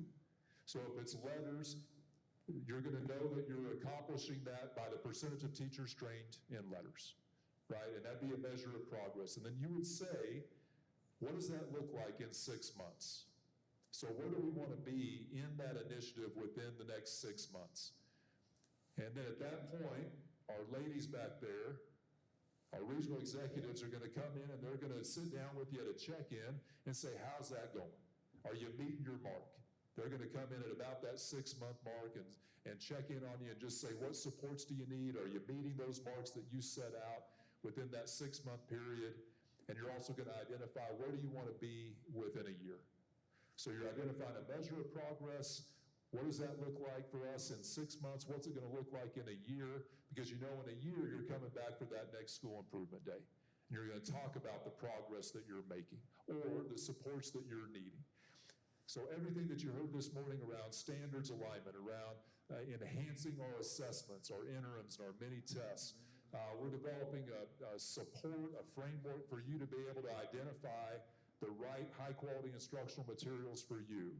All of those supports are coming because we know that those are needed and those are aligned with the school improvement model, and that's part of what you would be able to measure progress on, is onboarding those types of things.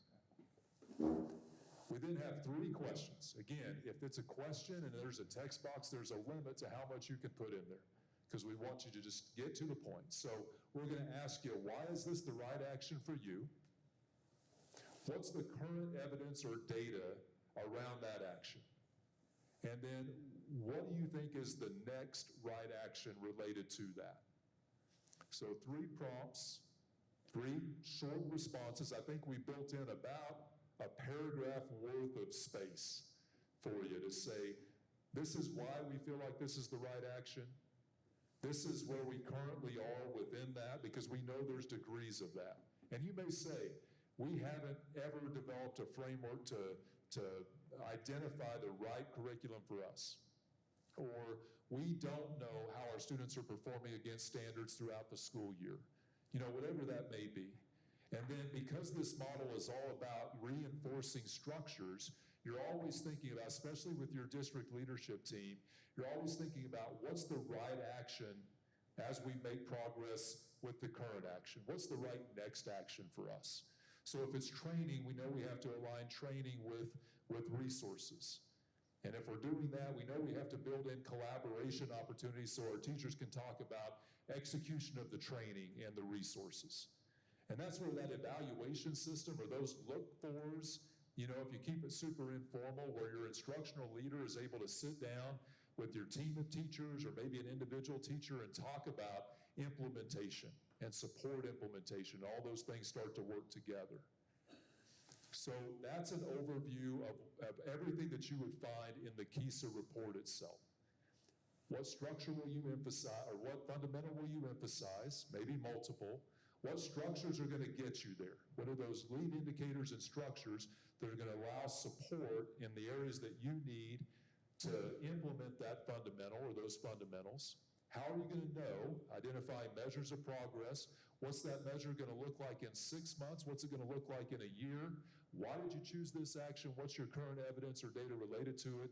And what's the right next action as you think about that structural reinforcement over time? So that's different than the old KISA application. And it's mostly what you see on that school improvement model, with a few questions just to kind of refine thinking.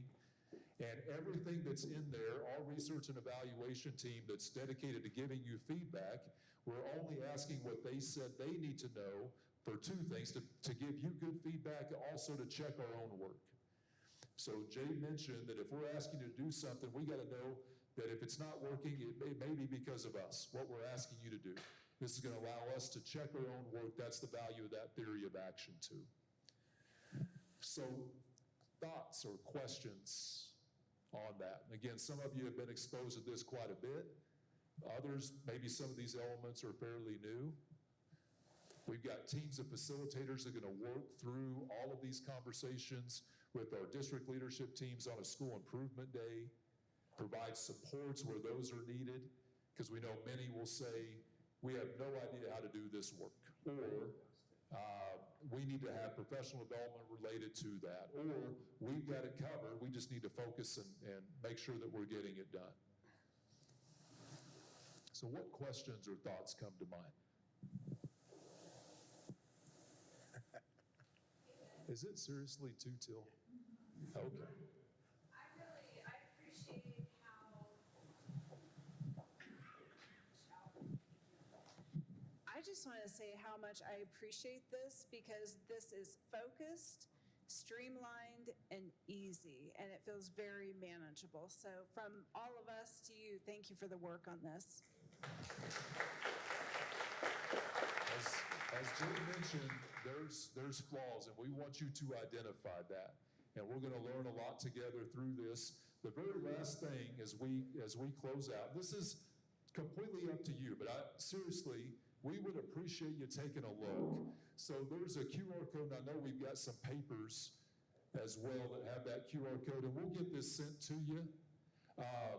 But if you want to take a stab at just kind of completing an action plan, those components are built into, it's going to look a little bit different than what you would see in the application, but if you think, I'd like to influence some of the thinking across the state, because we are going to put those exemplars in a resource for everybody so they can see what some good examples will look like.